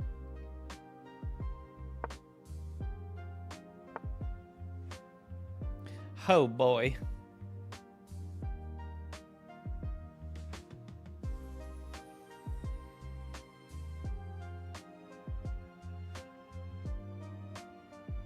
Yeah, I'm gonna lose. I'm gonna lose. And I don't know what to do about it. I will say losing in chess is one of the worst feelings in the world.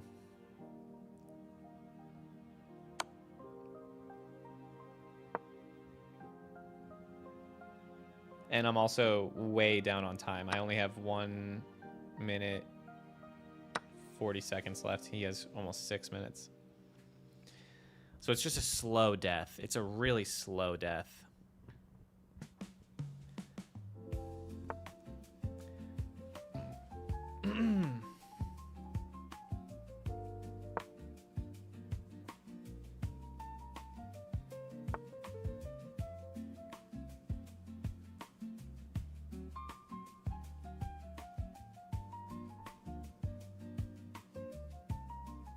Oh no, I do not want to go there.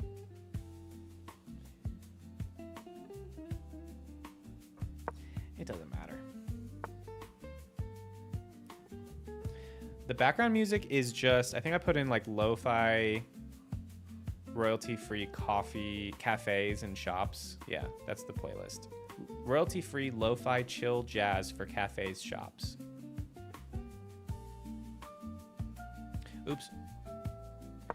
If I can somehow get him to make a mistake, that would rock.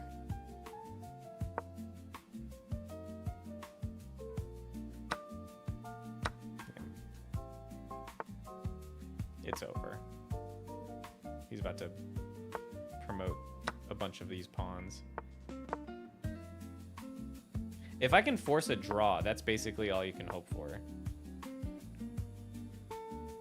Because ties happen in chess all the time.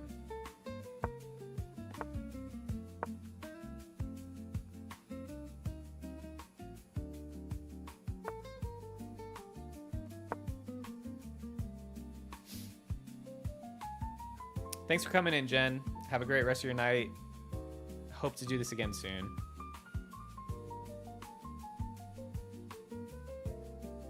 This is actually a tough situation to be in, because you gotta, if you like hug all the pieces, you can force them into a stalemate.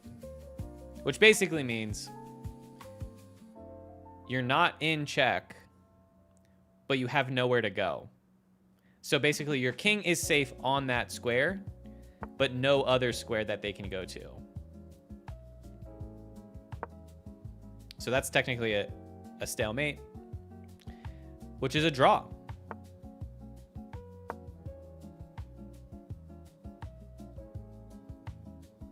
And a draw is better than a loss. He wants me to take this pawn, but if I take it, then he promotes his other pawn to a queen. So I'm just kind of going back and forth for now.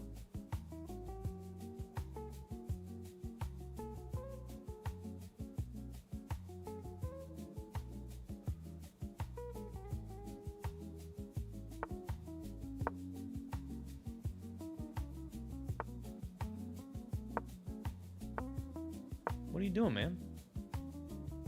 You gotta figure something out, man. Gotta figure something out. If he goes here, I think this is a stalemate. It's a draw! Oh my god! That's exactly what happened. Because look, okay, this is why I was so hype about this. So he moved his king here. So that means I cannot move here. I can't move there because his king could attack my king. Can't happen. The only other place that I can move is here, but I can't move here because his pawn could attack me there. The only place that I can stay, I can be here, but I can't move anywhere else. So on my turn, it became a stalemate because there's nowhere for me to go. Boom. All right, we're gonna play one more game and then we'll call it a night. That's not a loss. This is incredible. I know, right? We're so used to me playing something and being really bad at it. I'm also used to me playing chess and being really bad at it. But so far going 4-0 and 1, we take those.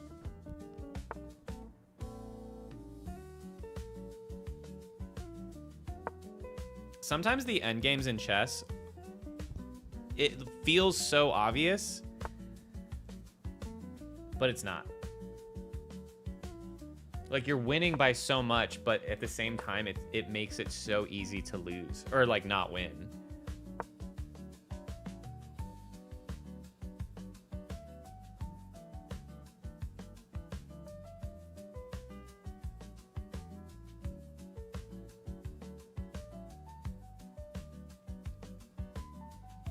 A win is a win, and a draw is a draw. He was up huge.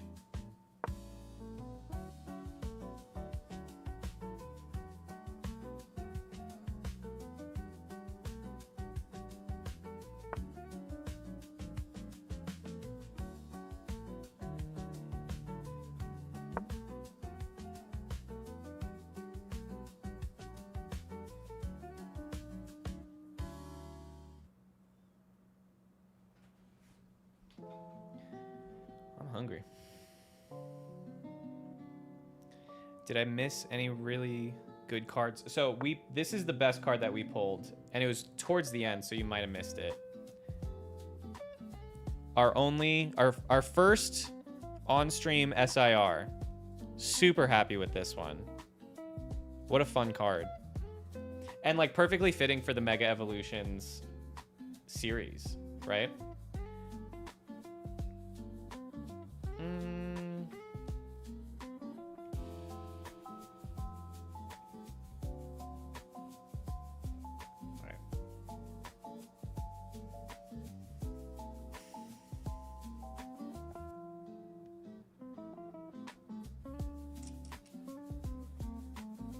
Really care for any of these options. I'm just gonna castle.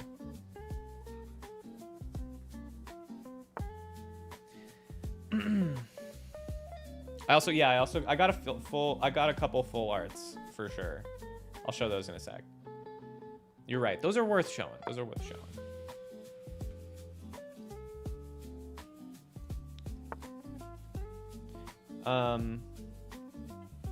Yes, I did play Legends EA. We loved it.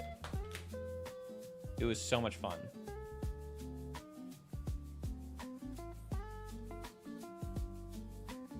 And it was my first Pokemon game that I've played in for... Oh, man, I made a mistake. He's going to take my bishop. Yep. That's okay. I'll let him take it.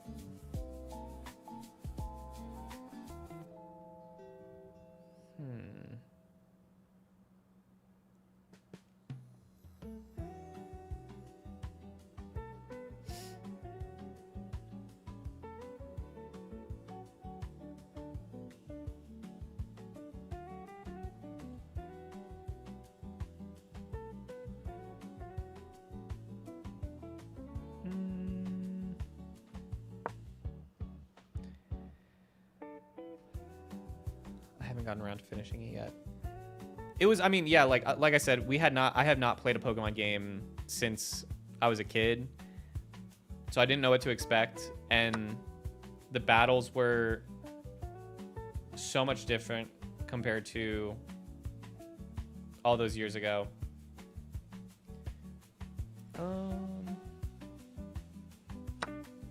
And the storyline was fun too. Like I enjoyed it.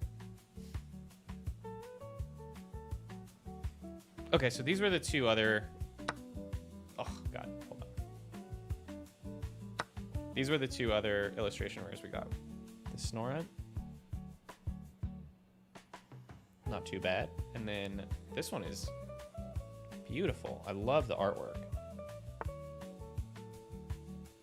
So between that and then the SIR, and we also got this from the poster collection. This is the promo, which is a really sick card too. So I'm happy.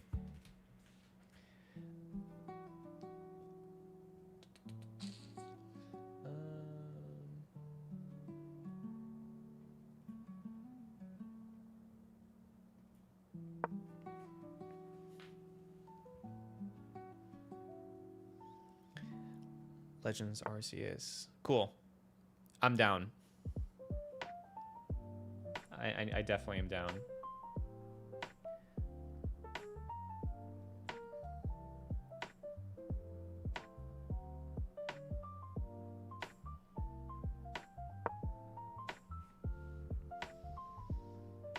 Yeah, the game modes and the mechanics. What it was the what was going on?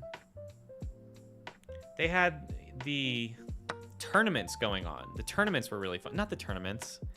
Yeah, it was a tournament.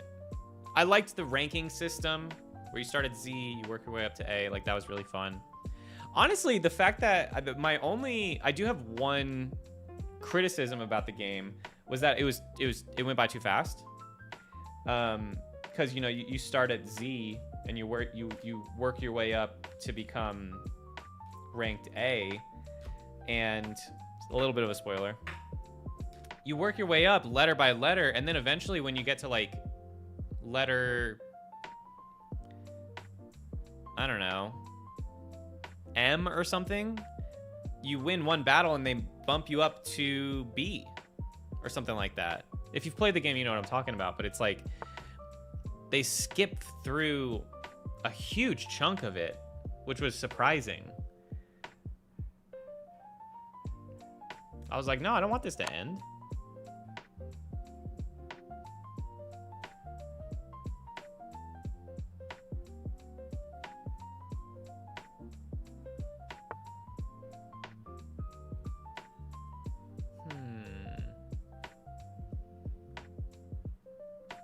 Okay, hold on. If I move here, they can't move their bishop because my rook is attacking his king then. So this is locked right here. So if I move up here, is that good? I think that's good. I'm gonna do it. Because then I can take his... Yeah, I'm doing it. Let's do it. We've already won. We're 4-0-1. We can take a risk. It jumps you up to C. Yeah, that's what I'm saying. Like, I forgot he could castle. That's fine. I'm still... Oh, wait, no, I don't want to do that. Okay, that's fine. Yeah, that didn't work out as well as I thought.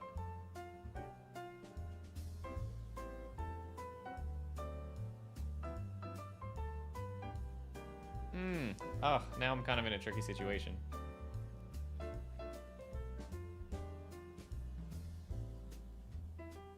I go here, he's not going to take with his queen, but he probably would take with his knight. Yeah, so I don't want to do that.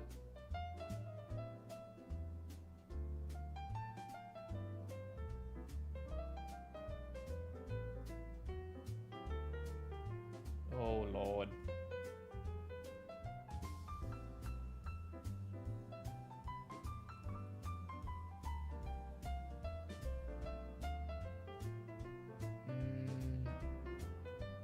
Ugh, what am I doing? It hurts my brain. This is hurting my brain. Okay, this is what I'm gonna do. Yes, that's what I'm doing. I'm doing it. It's gonna take a long time to get to A, and then, yeah, and then that happens. Exactly. Given the usual story length of Pokemon games, they weren't gonna make you play each and every rank. Really fun though, for sure.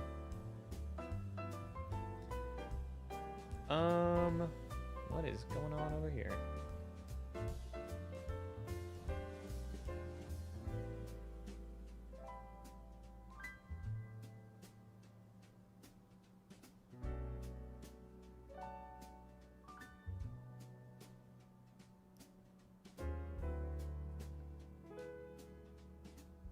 Okay, I think I know what I want to do. I'm going to take his bishop with my pawn. That's going to leave his queen available to attack my queen, but then I'll take that queen with the rook. So in the end, I still go up a little bit.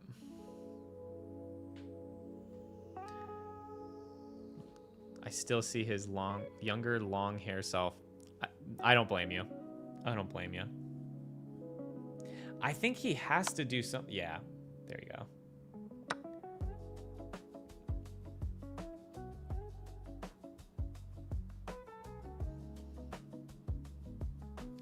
Did you guys play the No, I don't think we did. I would have known if we did, right?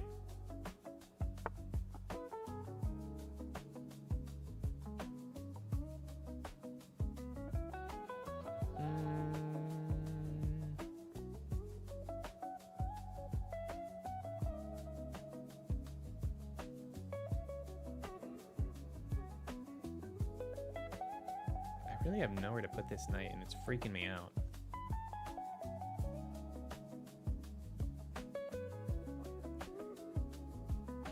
So I'm going to defend it with my rook. I like a lot of the new megas in it, though.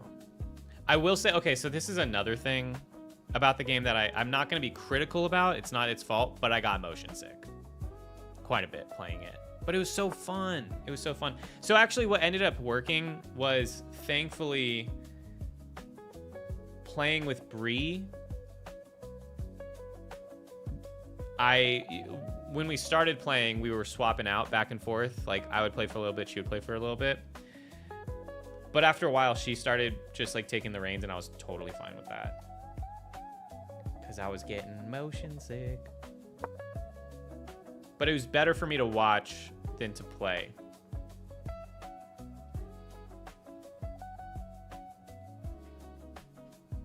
The mega battles were really the toughest for me.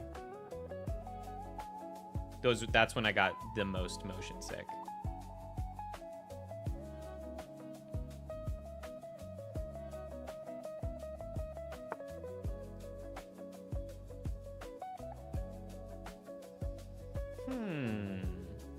This is interesting. This is interesting.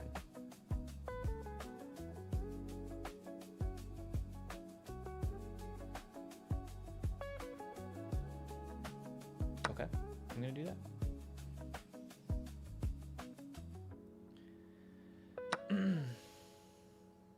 Yeah, it was the running in circles. It was running in circles that was affecting me quite a bit. Where do I want to go here? Oh my god, I'm running out of time.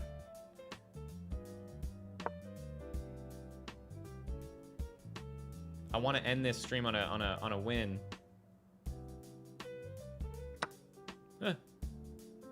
Oh god. If I don't move this, I lose. I almost got what I was telling you before. I almost got blocked in by my own pawns.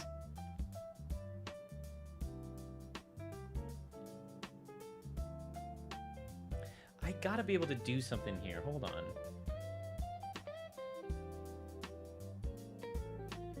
I'm in such a... I have so much cool things going on here, and he only has a rook to defend with. What can I do with this?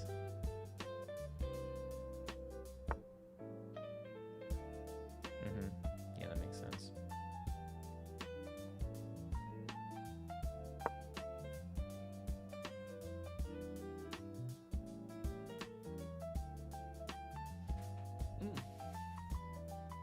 Mega Starmie is insane to look at. Absolutely insane to look at.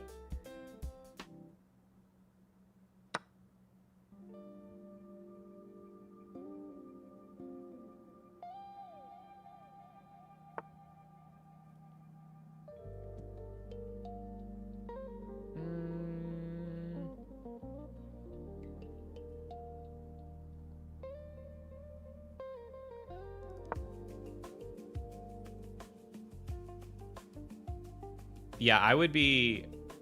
If I was a kid, I would not like Mega Starmie. That would haunt my dreams. But you know what? I appreciate Pokemon for taking that huge swing.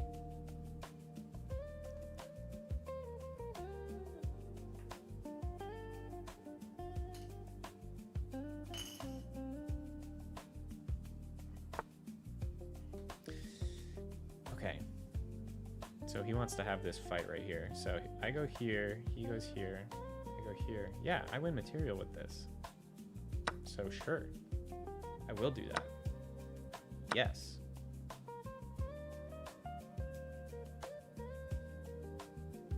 And I'm just gonna slide over here, take that pawn.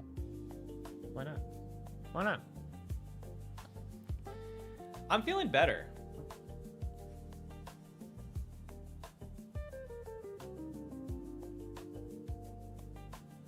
Yeah. Oh my god, but I am running out of time.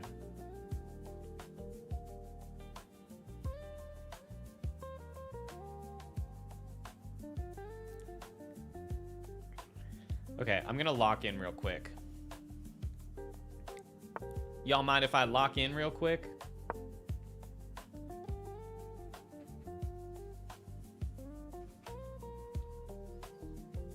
I'm just gonna... Yeah, okay, hold on. That's fine. That's fine.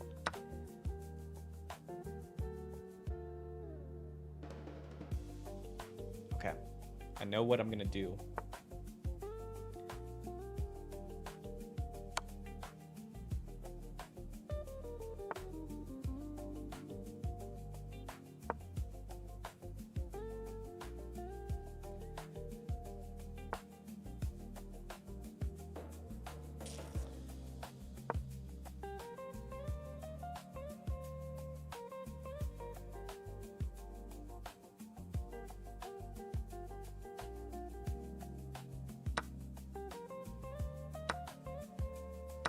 I'm happy with this. I gotta make a run for it, though.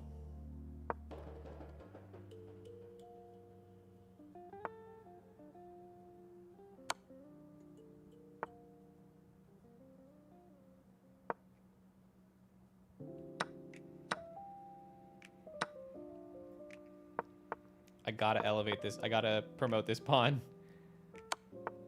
Oh no! I did it wrong. That's okay. I have 22 seconds left. I'm so scared. Yep.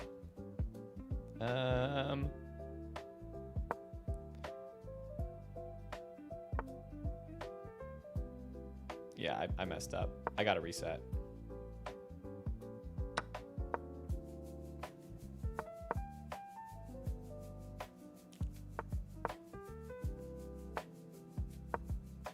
Yeah, he's just gonna drag this out. Oh my god, wait, hold on.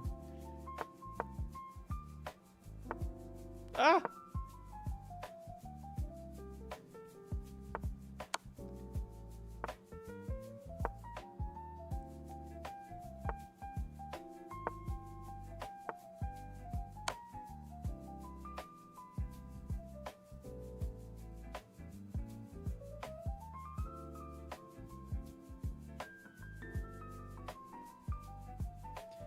I have 4 seconds left.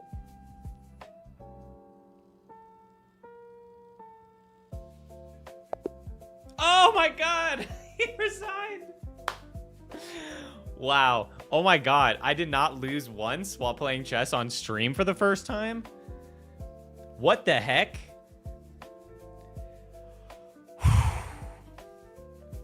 I lose chess all the time. I lose chess.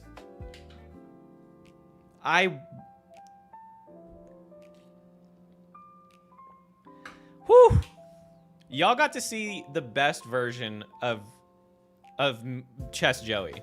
Old Joey Chess. Joey Chestnut? God damn. That just brought my rank up quite a bit. Now I'm kind of curious what my highest rank is. For Rapid. All time. My highest rank is... I don't even know where to see it. Oh, highest rank is 862. God damn. I didn't even realize I ever got that high up. I don't know why he forfeited like that. I only had 4 seconds left. I could have made a mistake.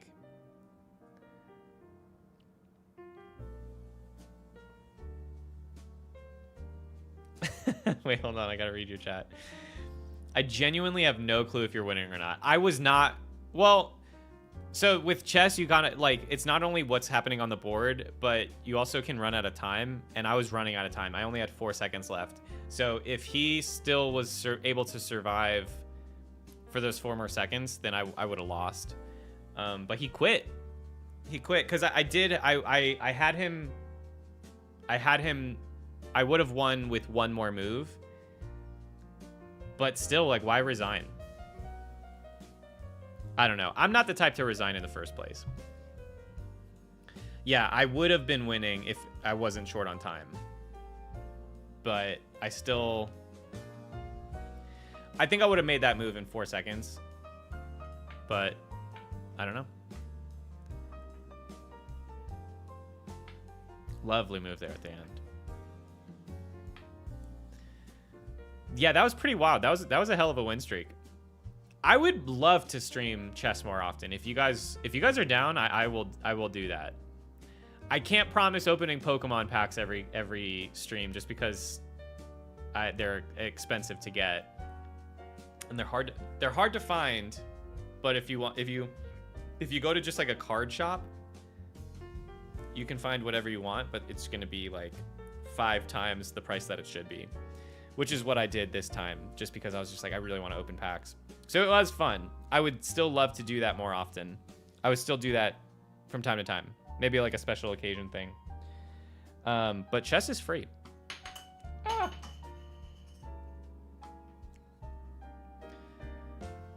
With some Fall Guys memories and Pokemon Legends combo. Yeah, true. What's up, T? Thanks. I actually just changed that recently. Joe, take it easy, man. Because I was thinking like Engelman, Easy Man, take it easy, man. Joe, take it easy, man. And I'm like, damn, I wish I had that as my username on YouTube way back in the day instead of fucking Uncut Hash Brown. Joe, take it easy, man. Kind of rocks. I didn't understand the thing, but it was honestly relaxing to watch. I can rock with that. I can rock with that. And maybe over time, by watching here and there, you'll pick up a little bit of chess, and all of a sudden you're like, oh, wait, I actually want to learn how to play chess. And then you start learning how to play chess, and then we can start playing against each other. I think that would be fun. Me and Mikey from the Discord, we were playing pretty often back in the day. It's a nice, cozy vibe. Yeah, I actually started getting chess TikTok lives, which have been fun. It's like they're nice to watch getting ready for bed. Just follow your passions, man. JP, so true. But I put the drawing of you in Halucha. Oh, let me check it out.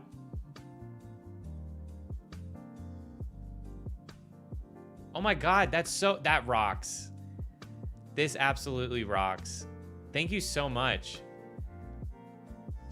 That's really cool. Wait, hold on. I just want to show this stream. I want to show this on stream real quick. Look at this. I love this. I can't believe how fast you did it too. Thank you so much. I mean, between this and my new profile picture, I feel like a new man. I feel like a new man. My chess knowledge was enough to understand, surprisingly. I'm glad. Yeah, I mean, learning that, like, all you need is you just need to know the pieces and how they move and what the end goal is of, like, what a checkmate actually is. And then the rest, yeah, you can just watch very casually. Thanks, Kai. Yeah, I don't know if Mikey was able to pop in. We'll have to do another one, though. You've been playing it on Duolingo. Oh, interesting. Great job, Joey. Thank you, thank you.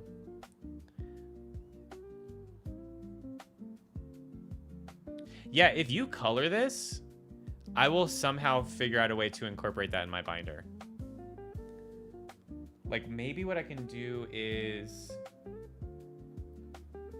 the texture of the binder, I don't know if a sticker would stick on it, but I can figure something out. Because that's rad. I'm very grateful that you made this.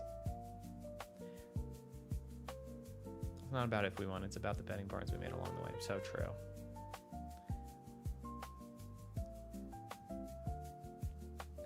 Sweet. Okay. So we can keep this on in the rotation. Cause yeah, like I know you guys like watching me play games, but with my motion sickness and just like overall interests, I think chess would be the vibe. And then next stream we'll definitely have to talk more movies and TV shows because I think Pokemon kind of monopolized the stream. But I was really excited to chat about Pokemon with you guys. Because I feel like even people that are not into Pokemon now, they at least were into it at some point in their life, maybe. And so if it brought back some memories, then I'm happy. And we pulled this. Like, you don't have to be into Pokemon to be psyched about pulling a cool card. We did that. Okay, with that, I'm going to head off. We almost did a 4-hour stream. 3 hours and 46 minutes. I'm very grateful for you guys hanging out. I had a great time. And the next time you see me will probably be when I drop my next video on YouTube, which will be probably in a couple weeks. So until then, hit me up on Discord. The Discord link is in the description if you aren't already in there. But that's always the best place to hit me up. So I will see you in there. Have a great rest of your night. Thanks again for coming. I had a great time. Wish you guys all the best. Take care.